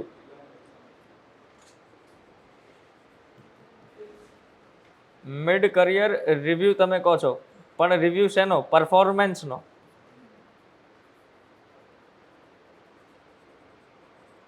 જો હાઈલી રિકમેન્ડેડ છે કે પરફોર્મન્સ બેઝડ એલાઉન્સીસ મળવા જોઈએ. જેમ પ્રાઇવેટ કલ્ચર એવું હોય ને, પ્રાઇવેટમાં કેવું હોય, તમારી સેલરી હોય એના અમુક ટકા તમારા પરફોર્મન્સ આધારિત તમને એલાઉન્સીસ મળતા હોય. તમે પરફોર્મ કરો તો જ પૈસા મળશે. આમ તમારી સેલરીનો ભાગ છે. માન લો કે કોઈની સેલરી મહિનાની 50,000 છે તો કહી દે છે કે જે 10,000 છે એ વેરિયેબલ પે છે. વેરિયેબલ પે એટલે તમે 100% આપશો તમારું તો 10,000 મળશે. આમ 40 તમને મળશે જ. પણ બીજા જે 10 છે, તમે જે કામ તમને કરવામાં આપેલું છે, જો તમે 100% પૂરું કરશો અને નવીનીકરણ કંઈક કરશો તો એ 10,000 પૂરા મળશે. એના 80% કર્યા તો 8,000 મળશે. 70% કર્યા તો 7,000 મળશે. એવી રીતના પ્રપોર્શનલ પેમેન્ટ મળશે. પ્રાઇવેટ કલ્ચર જ છે આ. વેરિયેબલ પે કહેવાય. નામ જ છે વેરિયેબલ પે. પેમેન્ટ છે પણ વેરી કરશે. તો સેલરીનો એક ભાગ શું હોવું જોઈએ? વેરિયેબલ પે હોવું જોઈએ. કેમ? તો જ વ્યક્તિ કામ કરશે. કેમ કે જ્યારે પૈસા આવશે ત્યારે લોકો ઓટોમેટિક કામ કરતા સીધા થઈ જાય. એટલે કે પરફોર્મન્સ લિંક્ડ ઇન્સેન્ટિવ્સ. શું કહેવાય ને? Performance linked incentives. પરફોર્મન્સના આધાર પર એમને જે ઇન્સેન્ટિવ મળતા. ઇન્સેન્ટિવ એટલે બોનસ. તો પરફોર્મન્સના આધાર પર એમની તરક્કી પણ થવી જોઈએ, પ્રમોશન પણ થવું જોઈએ અને બોનસ પણ એમને એવી રીતના જ એલાઉન્સીસ જે ભથ્થો મળે છે એવી રીતના જ મળવો જોઈએ. એક તો આ પોઈન્ટ થઈ ગયો. અને આ બધું કરતાં મિડ કરિયર રિવ્યુ. ભાઈ 30 વર્ષની નોકરી છે માન લો, 15 વર્ષે 10 વર્ષે 15 વર્ષે એમને રિવ્યુ કરો. એમનું ફીડબેક લો. શું કરો? એમનું ફીડબેક લો. તો ડર હશે ને કે હા ભાઈ મારો ફીડબેક લેવાશે, જો બરાબર કામ નહીં કર્યું મેં તો પછી મને ટર્મિનેટ પણ કરી દેવામાં આવશે. ટર્મિનેટ એટલે સેવામાંથી હટાવી દેવામાં આવશે. ટર્મિનેશનનો ક્લોઝ અહીંયા મિસિંગ છે. એમને એવું લાગે છે કે એમની નોકરી સિક્યોર છે એટલે કોઈ હલાઈ જ ના શકે. હે ને? આના ફેક્ટ જ વસ્તુ છે. તો એ ડર હવે આવવો જોઈએ કે ના ભાઈ ગમે ત્યારે હું ફાયર થઈ શકું. પ્રાઇવેટ કલ્ચર આવવું જોઈએ. ભલે ગવર્મેન્ટ છે પણ પ્રાઇવેટ કલ્ચર આવવું જોઈએ. પરફોર્મન્સ બેઝડ જો, અને ખરેખર કહું છું આ બધું સજેશન જ છે, આપણે લખતા હોઈએ ભણતા હોઈએ. પરફોર્મન્સ બેઝડ ઇન્સેન્ટિવ આવશે, ફીડબેક મિકેનિઝમ ચાલુ થશે ને, બધા જ અત્યારે કરતાં વધારે એફિશિયન્ટલી કામ કરશે અને આર્થિક અને સામાજિક વિકાસ વધશે. લખવાનું ભૂલતા નહીં હા. પ્રશ્નમાં આર્થિક અને સામાજિક વિકાસ લખવાનું થાય એટલે અહીંયા પણ કનેક્ટ કરાવવાનું છે. બધી જ જગ્યાએ સામાજિક આર્થિક વિકાસ શબ્દ આવવો જોઈએ. એવું નહીં કહું કે દરેક લાઈનમાં આવવું જોઈએ, પણ આપણે નેગેટિવ લખી દીધા તો એના લક્ષી આપણે લખીશું. આપણે વે ફોરવર્ડ લખ્યું તો છેલ્લે લખી દઈશું કે આ બધા સુધારાઓથી સામાજિક અને આર્થિક વિકાસ સંભવ છે અને એમને રૂલ બેઝડથી રોલ બેઝડ બનવું જોઈએ. સમજા? તો આ 3 થઈ ગયું. બીજું, ટ્રેનિંગ નથી તો ટ્રેનિંગ આપો. બરાબર છે? ડિજિટાઇઝેશન કરો, વસ્તુને ડિજિટાઇઝેશન કરો, ટ્રેનિંગ આપો. એક ટ્રેનિંગનો પોઈન્ટ. બરાબર. અને એક પોઈન્ટ તમે બહુ જ મસ્ત લખ્યો છે, એમની અંદર નૈતિકતાને વધારવાની જરૂર છે. એથિકલ વેલ્યુઝ, મોરલ વેલ્યુઝને વધારવાની જરૂર છે. બહુ જોરદાર પોઈન્ટ તમે લખ્યો છે. એટલે એથિકલ ટ્રેનિંગ એમને આપો તો કરપ્શનનો એંગલ કાઉન્ટર થઈ જાય, લાલ ફિતાશાહીનો એંગલ કાઉન્ટર થઈ જાય. હે ને? Wonderful point. એટલે એથિકલ, નીતિશાસ્ત્ર રિલેટેડ તમે એમને ટ્રેનિંગ આપો. બરાબર? જગાડો એમની કોન્સાઇઝને, એમની આત્માને જગાડો પાછા. અને એમાં મદદરૂપ બની રહ્યું છે મિશન કર્મયોગી. આઈ ગોટ, તમે સાંભળ્યું હશે. બસ 4 તો લખાઈ ગયા. ઇન કેસ હજુ જગ્યા હોય તો એક લાસ્ટ બોલો તો શું કરાય?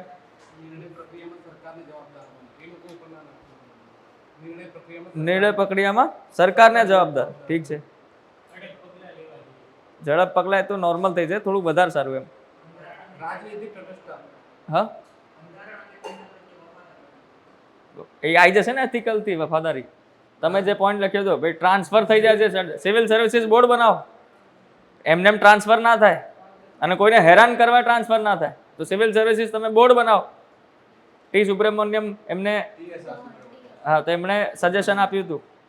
તો બસ એ જ પોઈન્ટ લખો કે ભાઈ એમને બીક છે ને કે પોલિટિસાઇઝેશન આપણે રોકવાનું છે, રાજકીય હસ્તક્ષેપ આપણે રોકવાનું છે. તો એક બોર્ડ બનાવી દો જે ઇન્ડિપેન્ડન્ટ હોય. એ જ નક્કી કરશે કે આ ઓફિસરનું શું થશે, ટ્રાન્સફર થશે કે નહીં થાય, એનું પ્રમોશન કોણ કરશે, આ આખું બોર્ડ જ નક્કી કરશે અને બોર્ડ ઇન્ડિપેન્ડન્ટ હશે. બરાબર? એટલે કે અહીંયા તમે લખો તો સિવિલ સર્વિસીસ બોર્ડ બનાવો. 5 પોઈન્ટ થઈ ગયા, ઘણું થઈ ગયું, થાકી જશો લખતા લખતા. અને છેલ્લે બધાને શું કામ કરવાનું છે? રૂલ બેઝડથી રોલ બેઝડ આપણે લેવાનું છે. પૂરું. હવે ક્યાંય તકલીફ? ખબર પડે છે પોઈન્ટ કેવી રીતના જનરેટ થાય? હાજી સર, આ પોઈન્ટ લખાય કે ના પેપરમાં? આર્ટિકલ 311 રેશનલાઇઝ કરવાનો લખી શકો છો, પણ આગળ ઓલરેડી તમે જો આર્ટિકલ 311 નો ઉપયોગ કર્યો હોય તો ફરીથી પોઈન્ટ આપણે રિપીટ નથી કરવાના. આપણે એને દર વખતે નવું જ આપવાનું છે, દરેક પોઈન્ટમાં નવું. ના ના, કશી વધારે ના થાય. રેશનલાઇઝ તો કરવાની જરૂર છે જ ને, કેમ નથી? તો કોન્સ્ટિટ્યુશનમાં ભાઈ સમય હિસાબથી ચેન્જીસ થાય જ છે ને, એવું કોઈ ચિંતા નહીં કરવાની. બરાબર છે? ચાલો તો હવે બ્રેક લઈએ. હાજી બોલો. હા હા, 100%. સોશિયલ ઓડિટ તમે સિલેબસમાંથી જ એક પોઈન્ટ બનાવી દીધો, સોશિયલ ઓડિટ. શાબાશ. જો હવે પોઈન્ટ કેવું ખુલે છે એના ખુલશે, હજુ માઇન્ડ હજુ ઓપન થશે. સોશિયલ ઓડિટ તમે કરો તો ભલભલા સીધા થાય હે ને? ચાલો બીજું કોઈ ક્લિયર છે ને? હાલો તો હવે તમે બ્રેક લઈ લો. એટલે 11 તો વાગી ગયા, વાંધો નહીં, 12 વાગે લગીને કરીએ તો ચાલશે ને? એક પ્રશ્ન હજુ લખીએ આપણે. કોઈને વાંધો નથી ને એવું? ના ના, મને કોઈને મળવા જવાનું છે, સેક્ટર 28માં મારી કોઈ રાહ જોઈ રહ્યું છે એવું તો નહીં ને? હા ઠીક છે. તો આપણે તમે નાસ્તો કરી લો. અત્યારે ઓલમોસ્ટ 11 વાગ્યા જ, આપણે 11:15 મળીએ, 11:15 આપણે મળીએ. ઓકે ચાલો તો શરૂ કરીએ. હાજી, તો નાસ્તો ખાઈને તમે લોકો ફ્રેશ થઈ ગયા, કલાક હજુ બેસવાનું થાય હે ને? આ પ્રશ્ન સીધો જ બેઠો જ પૂછાઈ શકે છે હવે, કેમ કે આ યુટ્યુબ પર જશે, કદાચ ના પૂછાય પણ આના રિલેટેડ પૂછાશે. આવો આવો સિપાહીઓ આવો. અચ્છા આરએફઓની એક્ઝામ આમાંથી કેટલા લોકોએ આપી હતી? થાય છે? માર્ક્સ બને છે? તમારે તો આવશે 100%. કેટલા થાય છે? 124. અને ક્લાસ 1 2 માં એટલે તમારા 124 ને 95 એટલે 220 ની આજુબાજુ થાય. ધાર ઉપર જો કેમ કે 11 જ છે ને જનરલ મેલ માટે. બીજા કોની કોની છે ટોટલ બંને તમારા?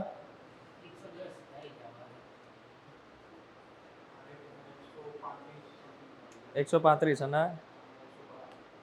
ડન મેન્સ આવશે તમારી. તમારા બીજા કોણે આપી હતી?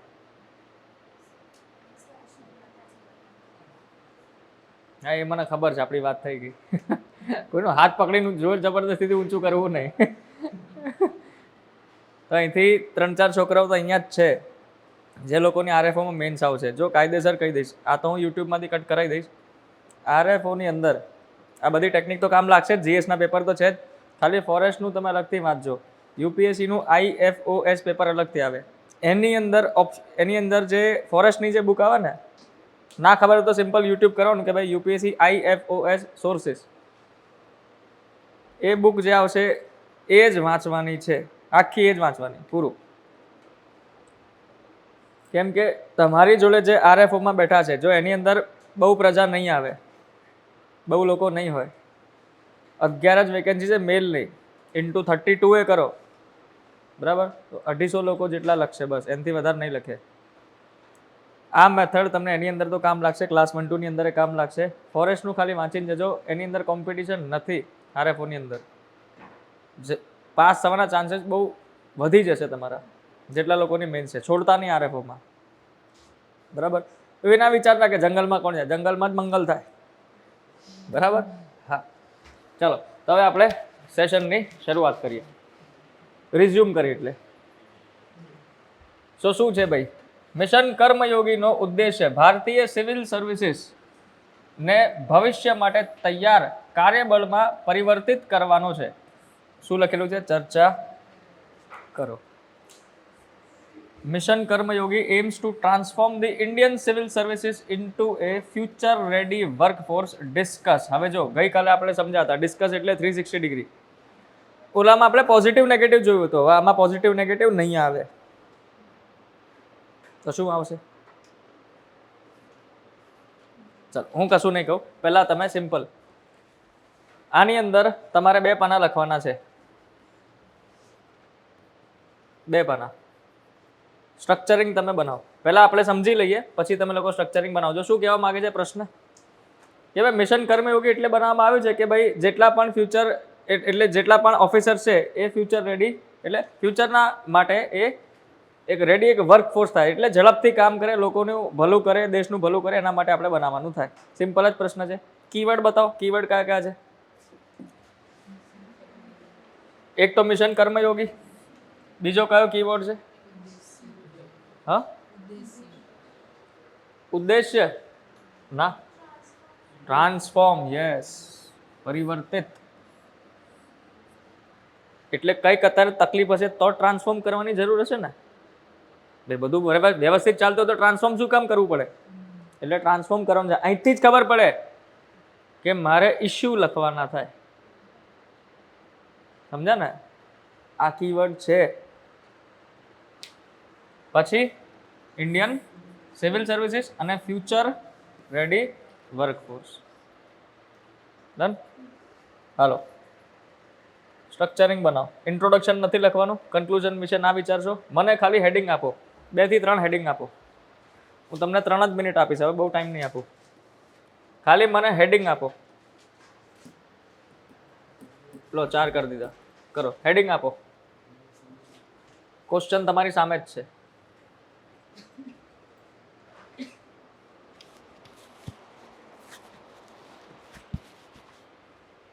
સિમ્પલ પ્રશ્ન છે, જેને ખબર હોય ને મિશન કર્મયોગી શું છે.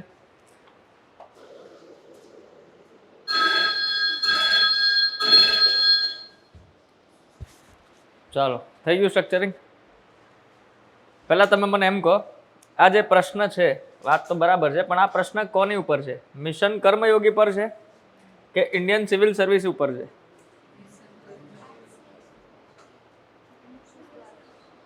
પ્રશ્ન કોની ઉપર છે?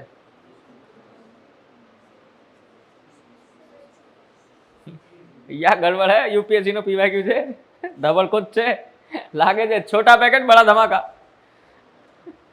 બેઠો પ્રશ્ન, મને એવી અપેક્ષા છે આ વખતે બેઠો પ્રશ્ન પૂછાય જાય. બસ એક્ઝામિનર આ વિડીયો ના જોવે, નહીં તો પછી ખબર પડી જશે કે આ અહીંયા કંઈક થઈ રહ્યું છે, રાજ ખુલી રહ્યા છે અહીંયા.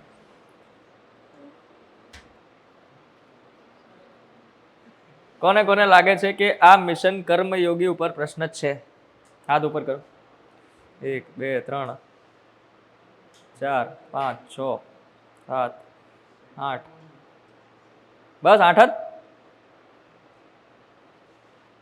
કેટલા લોકો કહે છે ઇન્ડિયન સિવિલ સર્વિસીસ ઉપર પ્રશ્ન છે? હાથ ઉપર કરો. મેક્સિમમ લોકો.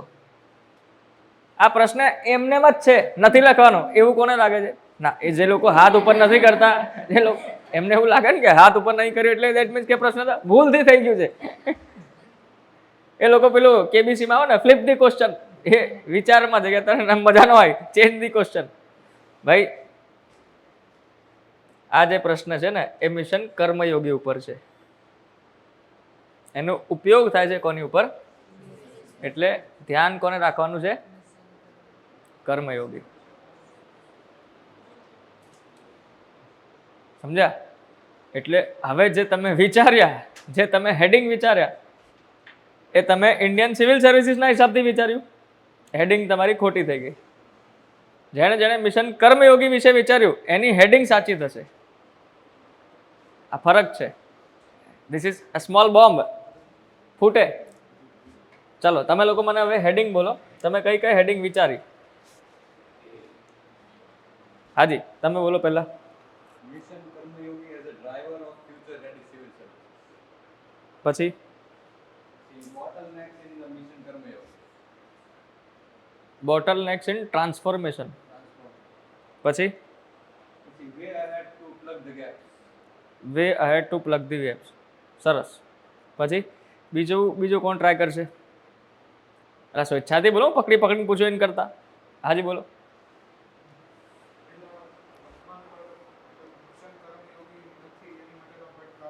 શું ફરીથી પહેલો ટાઇટલ?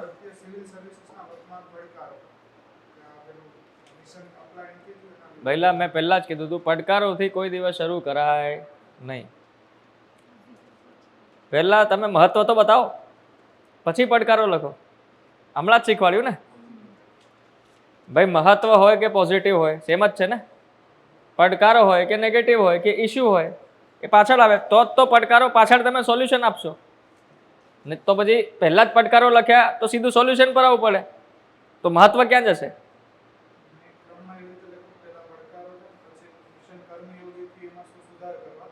હા, એ 15 માર્કના 15 માર્કર, સોરી યુપીએસસીમાં 15 માર્કર, જીપીએસસીમાં 20 માર્કર હોય ને, 3 પાના 4 પાના વાળું, તો આ સાચું. 2 પાના માટે આ ખોટું. સમજા? હું તમને સિમ્પલ પૂછું, આ માની લો કે 20 માર્કનો છે. લેટ સે કે આ જે પ્રશ્ન છે કેટલા માર્કનો છે? 20 માર્ક. તો એની હેડિંગ ચેન્જ થઈ જશે. સ્ટ્રક્ચરિંગ વિચારવું પહેલા પડે. આપણે પહેલા 15 માર્ક પ્રમાણે બે પાના પ્રમાણે આપણે પહેલા પ્રેક્ટિસ કરીએ. તો સૌથી પહેલો જે ટાઇટલ આવશે, મિશન કર્મયોગી કેવી રીતે ટ્રાન્સફોર્મ કરે છે, પરિવર્તિત કરે છે કોને? સિવિલ સર્વિસીસને. અને ફ્યુચર રેડી વર્કફોર્સ બનાવે છે. કેવી રીતે ટ્રાન્સફોર્મ કરે છે? પછી ટ્રાન્સફોર્મ કરવામાં કઈ કઈ મર્યાદાઓ આવે છે, કયા કયા ઇશ્યુઝ આવે છે, કઈ કઈ તકલીફો, કયા કયા પડકારો પડે છે, અને પછી એનું વે ફોરવર્ડ. આ એકદમ સ્ટાન્ડર્ડ છે. 2 પાના હોય તો આવું જ કરાય. ઇન કેસ માની લો 3 પાના છે તો શું કરશો? વિચારો. 3 પાના છે તો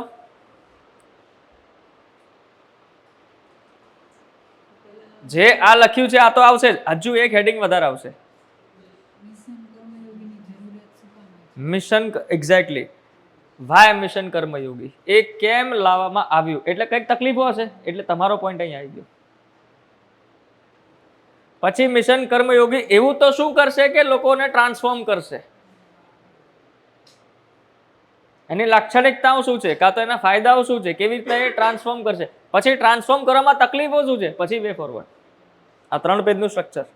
સ્ટ્રક્ચરિંગ કરતા મેક્સિમમ લોકોને નથી આવડતું. તમે શીખી રહ્યા છો અને તમે કરી રહ્યા છો, બહુ જ આગળ જઈ રહ્યા છો. તમને નથી ખબર કદાચ, મને ખ્યાલ છે. તમે હેડિંગ વિચારો ને એ બહુ સારી વાત છે. દેટ મીન્સ કે સ્ટ્રક્ચરિંગ કરતા શીખો. હવે તમને ખબર પડે છે કે 2 પાના હોય તો સ્ટ્રક્ચરિંગમાં શું, 3 પાના હોય તો સ્ટ્રક્ચરિંગમાં શું, આ 4 પાના હોય તો પછી હેડિંગ વધતી જાય. તમે કેટલા એક હેડિંગમાં તમે 20-25 પોઈન્ટ લખી નાખશો? Not possible. હેડિંગ તમારે ચેન્જ કરવી પડે.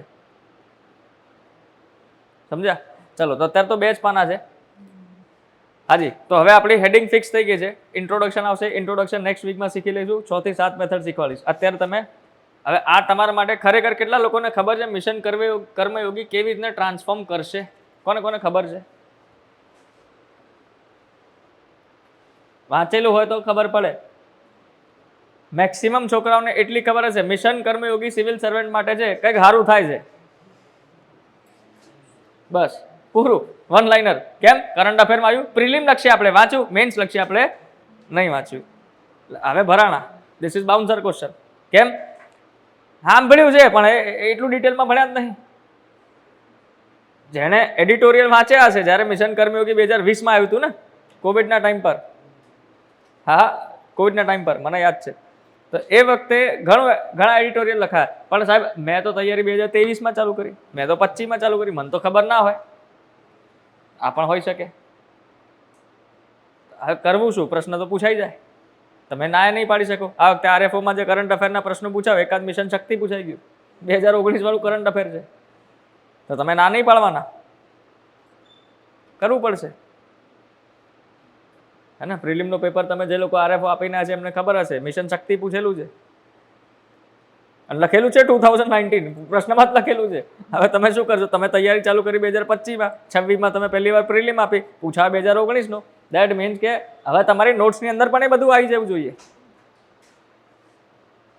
જે સ્ટાન્ડર્ડ બધું થઈ ગયું છે પહેલા એ આવે છે ને તમારી નોટ્સમાં. કેમ? મનરેગા, વીબી, જી રામજી હવે તમારી નોટ્સમાં આવે છે કે નહીં આવતું? આવે છે ને. એ તો કેટલી જૂની છે.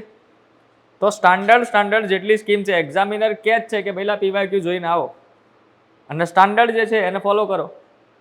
જે ફ્લેગશિપ સ્કીમ છે અત્યારે પણ ઇકોનોમીમાં ભણતા હોઈએ, મેક ઇન ઇન્ડિયા અત્યારે પણ ભણીએ, સ્કિલ ઇન્ડિયા અત્યારે પણ ભણીએ, સ્ટેન્ડઅપ ઇન્ડિયા અત્યારે ભણીએ. કેમ? 10 વર્ષ જૂની છે, 11 વર્ષ જૂની છે, તોય આવે છે ને પ્રશ્નો, તોય પૂછાય છે. સ્ટાન્ડર્ડ ફ્લેગશિપ ઇનિશિયેટિવ છેલ્લા 15 વર્ષના જે છે એ તૈયાર કરવા પડશે. ડન? હાજી. તો હવે અહીંથી તો મને ખબર પડી ગઈ. હવે પહેલી જે વાત આવશે આની અંદર કે એ કેવી રીતના ટ્રાન્સફોર્મ કરે છે.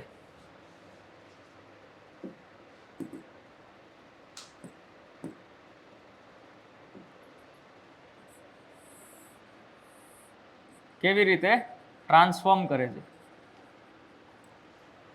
હવે હું તમને મેથડ શીખવાડીશ.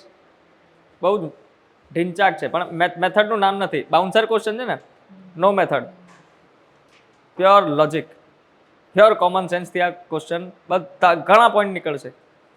તમારે ટ્રાય કરવું છે કે હું કહું એ રીતને ટ્રાય કરો? ચલો હું કહું એ રીતને તમે કરો. સિમ્પલ બ્રેન સ્ટોર્મિંગ કરીએ. ટ્રાન્સફોર્મેશન કરવું છે. માન લો કે આ છે, આ એક સિવિલ સર્વન્ટ છે, નામ રાખી દઈએ બાબુ. ના, બાબુ નહીં રાખો ને તો કોઈને ખોટું લાગશે.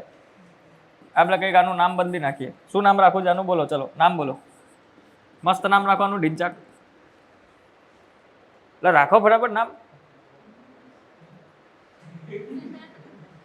હું ફ્રી હેન્ડ આપું છું તો તમે અહીંથી કોઈનું નામ મૂકું ના, તો તમે નામ પાડો કોઈક. સોનું, સોનું બરાબર છે ને. બાબુ કહે તો કોઈકને પછી ખોટું ના લાગી જાય. ચલો, તો આ છે સોનું છે. હવે કોઈનું સોનું નામ હોય તો મને માફ કરજો, કેમ કે આ નામ તો બહુ કોમન છે, હે ને? કે સોનું તને મારા પર ભરોસો નહીં કે આ ભાઈ નહીં કે, બરાબર? તો શું છે? સોનું. સોનું બન ગયા આઈએએસ. સોનું ક્યાં બન ગયા? આઈએએસ. હવે આને મારે ફ્યુચર રેડી વર્કફોર્સમાં કન્વર્ટ કરવાનું છે, એટલે આ વ્યવસ્થિત કામ કરતો થઈ જાય. એટલે અત્યારે આ કામ કરતો હશે પણ એની અંદર કઈ ખામીઓ હશે, કઈ ખામીઓ હશે એના વિશે વિચારો, તો જ મિશન કર્મયોગી ટ્રાન્સફોર્મ કરશે. એટલે સિમ્પલ, એકદમ common sense, problems find out કરવાની થાય, એને જ દૂર કરશે કોણ? મિશન કર્મયોગી. કઈ પ્રોબ્લેમ આવે છે થોડી વાર પહેલા જ આપણે લખ્યું, એ જ બધી પ્રોબ્લેમ આવશે. ગોળ ફરીને વાત એ જ છે. ગંગાધરી શક્તિમાને પહેલા જે પ્રશ્ન તમે લખ્યો એની જે પ્રોબ્લેમ છે એને જ તો મિશન કર્મયોગી દૂર કરશે. શું મિશન કર્મયોગી રેડ ટેપિઝમને પ્રમોટ કરશે? ના પાડશે ને, એ જ છે. તો તમે જે ગભરાઈ ગયા હતા ને કે હવે શું લખીશ, મિશન કર્મયોગી કોઈ દિવસ વાંચેલું નથી, પહેલા થોડુંક ધ્યાનથી ડીપમાં જો. ટ્રાન્સફોર્મ આ કીવર્ડ છે. ટ્રાન્સફોર્મ કરવાની જરૂર, પરિવર્તિત કરવાની જરૂર ત્યારે પડે જ્યારે અત્યારે હાલ કંઈક તકલીફ હોય. લિસ્ટ આઉટ તમારે કરો કે ભાઈ આ જે આઈએએસ છે, સિવિલ સર્વિસીસની તકલીફો શું છે. બીજો એક હિન્ટ આપું, તમારી નજરમાં એક સિવિલ સર્વન્ટ કેવો હોવો જોઈએ એવું જ બનાવશે ને મિશન કર્મયોગી. સત્યનિષ્ઠ હોવો જોઈએ.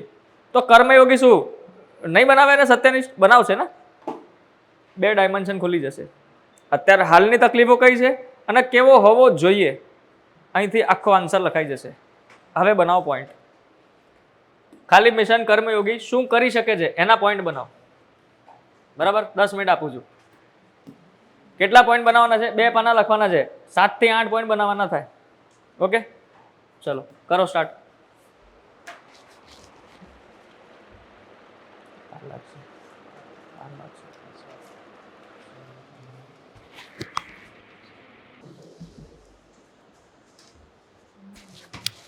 હા, તમને બીક લાગે?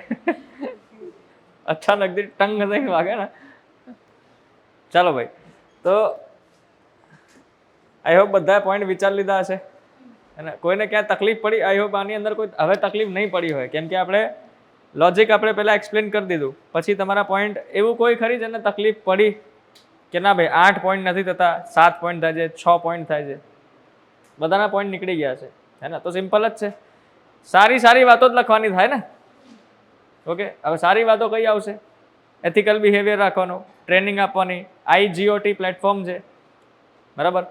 શિક્ષણ આપો, ટ્રેનિંગ આપો, માળખાગત સુવિધાઓ એમને આપો, બરાબર. બીજું શું છે? એ લોકોની ભાવનાઓને તમે સમજો. સારા પોઈન્ટ તમે લખી શકશો.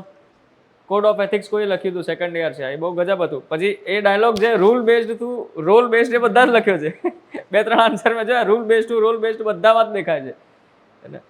હાજી, તો હવે કોઈ તકલીફ છે આની અંદર? નથી ને? ડિસ્કસ કરવું છે કે પછી આગળ વધીએ? નીકળી ગયા ને બધાના પોઈન્ટ? ઓકે, હવે પડકારોમાં તો હવે આપણે એક્સપર્ટ થઈ ગયા. ઇન કેસ ક્યાં તકલીફ પડી હોય, અચ્છા 2-3 પોઈન્ટ હું મારા તરફથી તમને ઓલાની અંદર એડ કરીને બતાવી દઉં કે ગુડ ગવર્નન્સના પિલર પોઈન્ટ હજુ કેવી રીતના જનરેટ થશે. સુશાસનના પિલર કેટલા હતા? 8 પિલર હતા. તો મિશન કર્મયોગી એવું પણ શીખવાડશે ને કે ભાઈ રૂલ ઓફ લોને તમે ફોલો કરજો, કાયદાના શાસનને તમે કાયદા પ્રમાણે કામ કરજો, પણ રૂલથી તમે રોલ બેઝ પર ધીમે ધીમે શિફ્ટ પણ કરજો. એટલે કાયદાની મર્યાદામાં રહેજો અને તમારી અંદર નૈતિક મૂલ્યો છે એમને જીવંત રાખજો. તો રૂલ્સ અને નીતિશાસ્ત્ર એને બંનેને જોડીને એકાદ સારો પોઈન્ટ નીકળી જાય, બરાબર. પછી જવાબદેહી બનાવશે ને ભાઈ. જવાબદેહીતા છે તો લોકો પ્રત્યે જવાબદેહી બી બનાવશે કે નહીં બનાવે? આ 100% બનાવશે. એ મિશન કર્મયોગીનું કામ જ છે કે ભાઈ લોકો પ્રત્યે તમારું સમર્પણ બતાવો, તો લોકો પ્રત્યે તમારી જવાબદારી બતાવો અને જવાબદેહીતા તમારી થવી જોઈએ, બંને થઈ જવું જોઈએ. બીજું રિસ્પોન્સિવનેસ, લોકોનું દુઃખ દૂર કરજો. ગુડ ગવર્નન્સના પિલરથી પણ આન્સર નીકળી જશે, કમ્પોનન્ટ મેથડ પણ યુઝ થશે, હે ને. રિસ્પોન્સિવ તમે બનજો. કોઈનું દુઃખ હોય તો ખાલી કાનથી અહીંથી સાંભળીને અહીંથી બહાર નથી કાઢવાનું, એક્શન લેવાનું છે, બરાબર. પછી ભાગીદારી એક પોઈન્ટ છે, પાર્ટિસિપેશન, કે કલ્યાણકારી કામોમાં તમારું ભાગીદારી તમે સુનિશ્ચિત કરજો. એટલે ગુડ ગવર્નન્સના જે પિલર છે ત્યાંથી પણ પોઈન્ટ નીકળશે. 4 પોઈન્ટ તો અત્યારે આપણે કાઢી દીધા. ડન છે ને? પોઝિટિવિટી રાખવાની, એટીટ્યુડ તમારો સારો રાખવો પડશે, તાલીમ આપશો, બરાબર. તો આ બધા એના આવી રીતના ટ્રાન્સફોર્મ કરશે. એટલે પરફેક્ટ સોનું કેવું થઈ જશે પછી પરફેક્ટ થઈ જશે. પણ એ તાલીમ આપવાની અંદર ટ્રાન્સફોર્મેશનની અંદર અમુક તકલીફો અમુક પડકારો સામે આવી રહ્યા છે. હવે એ કયા પડકારો છે? P3I અપ્રોચ યુઝ કરવામાં સેટ થઈ જશે. Think about P3I. પીપલ છે, સાંભળી લો 2 મિનિટ. જે બ્યુરોક્રેટ છે બદલાવા માંગતા નથી, એ પડકાર છે ને. પીપલમાં આવશે. પ્રોસેસ પદ્ધતિમાં અમુક તકલીફ છે, બરાબર. પછી પાવરમાંથી પોઈન્ટ કાઢો. અને ઇન્ફ્રાસ્ટ્રક્ચર, અહીંથી ખબર પડે ઇન્ફ્રાસ્ટ્રક્ચરનો અભાવ છે, પૈસાનો અભાવ છે, નાણાંનો અભાવ છે, વેકેન્સીઝ વધારે છે, બરાબર. અહીંથી પોઈન્ટ જનરેટ થઈ જશે. ખાલી જેમ તમારી સામે આ P3I દેખાશે એટલે સટાક દઈને પડકારો નીકળશે.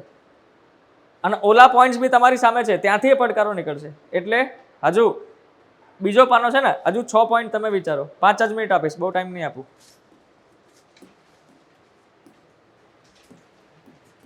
ચલો 6 પોઈન્ટ માટે 6 મિનિટ ખાલી વિચારો, લખવાનું નથી, પોઈન્ટ જનરેટ કરો.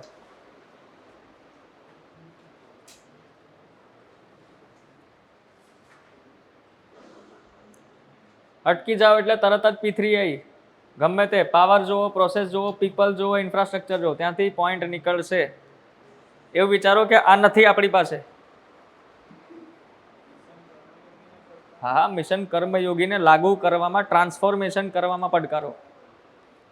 આ બધું કરવાનું છે ને સિવિલ સર્વિસીસને, સિવિલ સર્વન્ટ્સને ટ્રાન્સફોર્મ કરવાનું છે. કરી નથી શકતા, કાં તો અવરોધો આવે છે. કયા કયા અવરોધો આવે છે?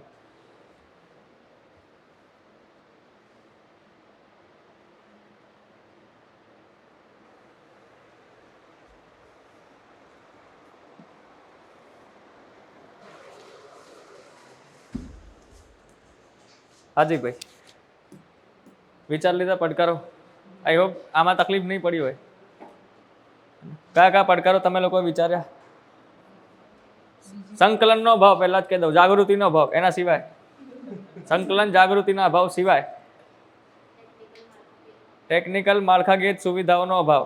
ઠીક છે. પછી ઇન્ફ્રાસ્ટ્રક્ચર ઉપર 1 પોઈન્ટ આવી જશે, સંકલન ઉપર 1 પોઈન્ટ આવી જશે. જાગૃતિ બેનને અત્યારે યાદ કરવાના નથી. 2 પોઈન્ટ થયા. વર્નેક્યુલર લેંગ્વેજ લેકિંગ છે. ઠીક છે, તમે પણ પોઈન્ટ લખ્યો છે. 3 પોઈન્ટ થયા. સરસ. લોકલ ભાષા લેકિંગ છે. પછી 3 થયા. ચોથો ઈચ્છા શક્તિનો અભાવ છે. ભાઈ કોઈ બદલાવા માંગતું જ નથી. કોણ લખ્યું તો અહીંયા 1 પોઈન્ટ? બહુ જ મસ્ત પોઈન્ટ લખ્યો હતો. Lack of political will, lack of bureaucratic will. ઈચ્છા શક્તિનો અભાવ છે. આ કદાચ તમે 2 તમને કીવર્ડ કહી દઉં, જો સાંભળો. એક છે સ્ટેટસ કો. આ લખી લેજો, કેમ કે ઇંગ્લિશના કીવર્ડ છે. ગુજરાતી મીડિયમ વાળા તમે લોકો પણ લખી લેજો. આવું જ લખવાનું. સ્ટેટસ કો, જેવું ચાલે છે એવું ચાલવા દો. બીજું, હજુ એક પદ્ધતિથી કામ કરે છે બ્યુરોક્રેટ. ક્વિડ પ્રો ક્યો. આનું મિનિંગ શું થાય હું તમને સમજાવી દઉં. જો પહેલા અહીં ધ્યાન આપો. સ્ટેટસ કો એટલે કે જેવું વર્ષોથી ચાલે છે ટ્રેડિશનલ બ્યુરોક્રેટિક કલ્ચર એવું ચાલવા દો. રિજિડિટી છે, ફ્લેક્સિબિલિટી નથી, બરાબર. એ કોમન પોઈન્ટ છે. સ્ટેટસ કો લખવાનો.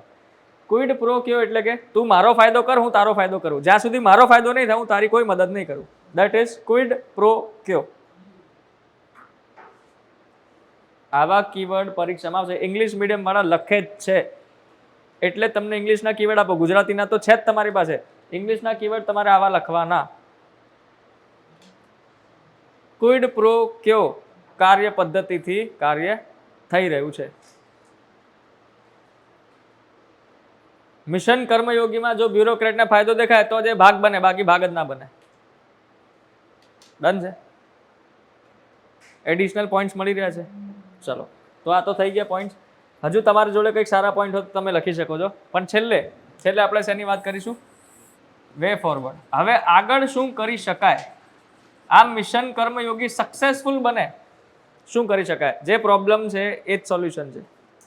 કંઈક એક્સ્ટ્રા તમે એડ કરજો. એક્ઝામ્પલ તમને આપું. ફીડબેક મેકેનિઝમ લેવું બહુ કાઠું છે. કર્મયોગીમાં તમે શીખવાડી દીધું. હજુ એક પડકાર તમને કહી દઉં. કર્મયોગીમાં તમે શીખવાડી દીધા, ટ્રેનિંગ આપી દીધી, બરાબર, તાલીમ બધી આપી દીધી. પડકાર એ છે કે તમે એને ચેક કેવી રીતના કરશો? એવી કોઈ સિસ્ટમ ખરી આપણી પાસે? ફીડબેક મિકેનિઝમ ખરી કે મેં તમને શીખવાડી દીધું, માની લો કે ભાઈ હું ટ્રેનર છું અને તમે બધા IAS ઓફિસર છો, મેં તમને શીખવાડી દીધું. હવે તમે ફિલ્ડ પર જઈને શું કરો છો શીખ્યા પછી કોઈ મેઝરમેન્ટ, કોઈ માપદંડ ખરી નથી. તો માપદંડ લાવવાની જરૂર છે, હાજી છે. સિંગાપુરે લઈ આવ્યું છે માપદંડ. તો એક્ઝામ્પલ આપણે આપી શકીએ કે ભાઈ સિંગાપુરમાં જેવી રીતના બ્યુરોક્રેટ્સની માપદંડ થાય છે, ફીડબેક લેવાય છે, એવી રીતના ભારતમાં પણ લાગુ કરો. ઇન્ટરનેશનલ બેસ્ટ પ્રેક્ટિસીસ એનો ઉપયોગ અહીંયા થઈ શકે. 1 થી 2 આપવાના છે, થઈ ગયા. છતાંય 5 મિનિટ આપું છું, વિચારો. હજુ કંઈક સારું વિચારો. ખાલી સોલ્યુશન વિચારવાના થાય.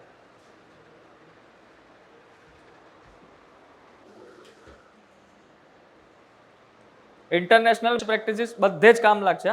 કોઈ પણ પ્રોબ્લેમ હશે ને, જ્યાં અટકી જાઓ ને, ઇન્ટરનેશનલ બેસ્ટ પ્રેક્ટિસીસ સમગ્ર વિશ્વમાં જે ચાલતી હોય એને ભારતમાં લાગુ કરો. બરાબર? આ ટોપ સિક્રેટ. બધા જ વે ફોરવર્ડમાં સેટ થઈ જશે, બધા કન્ક્લુઝનમાં.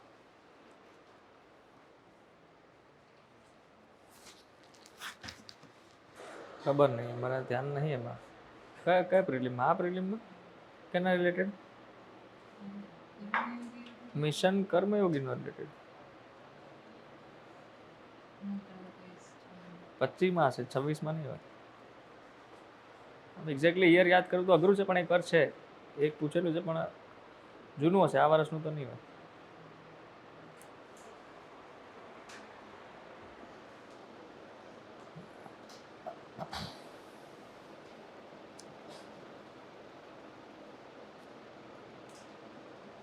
હા, એઆઈ વાળો પોઈન્ટ ગમ્યો, સરસ. ચાલો, બહુ ટાઈમ ના લાગે આમાં. 3-4 તો સોલ્યુશન આપવાના છે.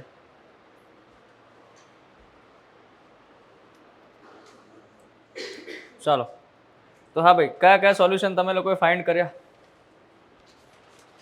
એક તો ફીડબેક વાળું, એક ઇન્ટરનેશનલ બેસ્ટ પ્રેક્ટિસીસ, બીજો કોઈ? હા, નિયમિત ટ્રેનિંગ થવી જોઈએ ભાઈ. સીધી વસ્તુ છે, એકવાર ટ્રેનિંગ કરીને છૂટા ના થવાય. સમયાંતરે આપણે ટ્રેનિંગ આપવી પડે. આ બહુ સારો પોઈન્ટ છે કે એવું નહીં કે મિશન કર્મયોગી અંતર્ગત ટ્રેન થઈ ગયા તો ભાઈ આજીવન ટ્રેન થઈ ગયા. ના, સમયાંતરે એમને પણ ટ્રેન કરતા રહો. હજુ કંઈક નવી બેસ્ટ પ્રેક્ટિસીસ આવે એનું પણ અમલીકરણ કરો, એમને પણ શીખવાડો. ડન છે. તો આ ત્રીજો પોઈન્ટ કે સમયાંતરે ટ્રેનિંગ થવી જોઈએ. અને બીજો જે તમે પોઈન્ટ લખ્યો, બહુ ફેન્ટાસ્ટિક પોઈન્ટ છે, બધી જગ્યા પર સેટ થઈ જશે. ટેકનોલોજીનું યુઝ કરવું, વધારેથી વધારે ટેકનોલોજી એક એવી વાત છે ને, બધા જ કન્ક્લુઝનમાં સેટ થઈ જશે.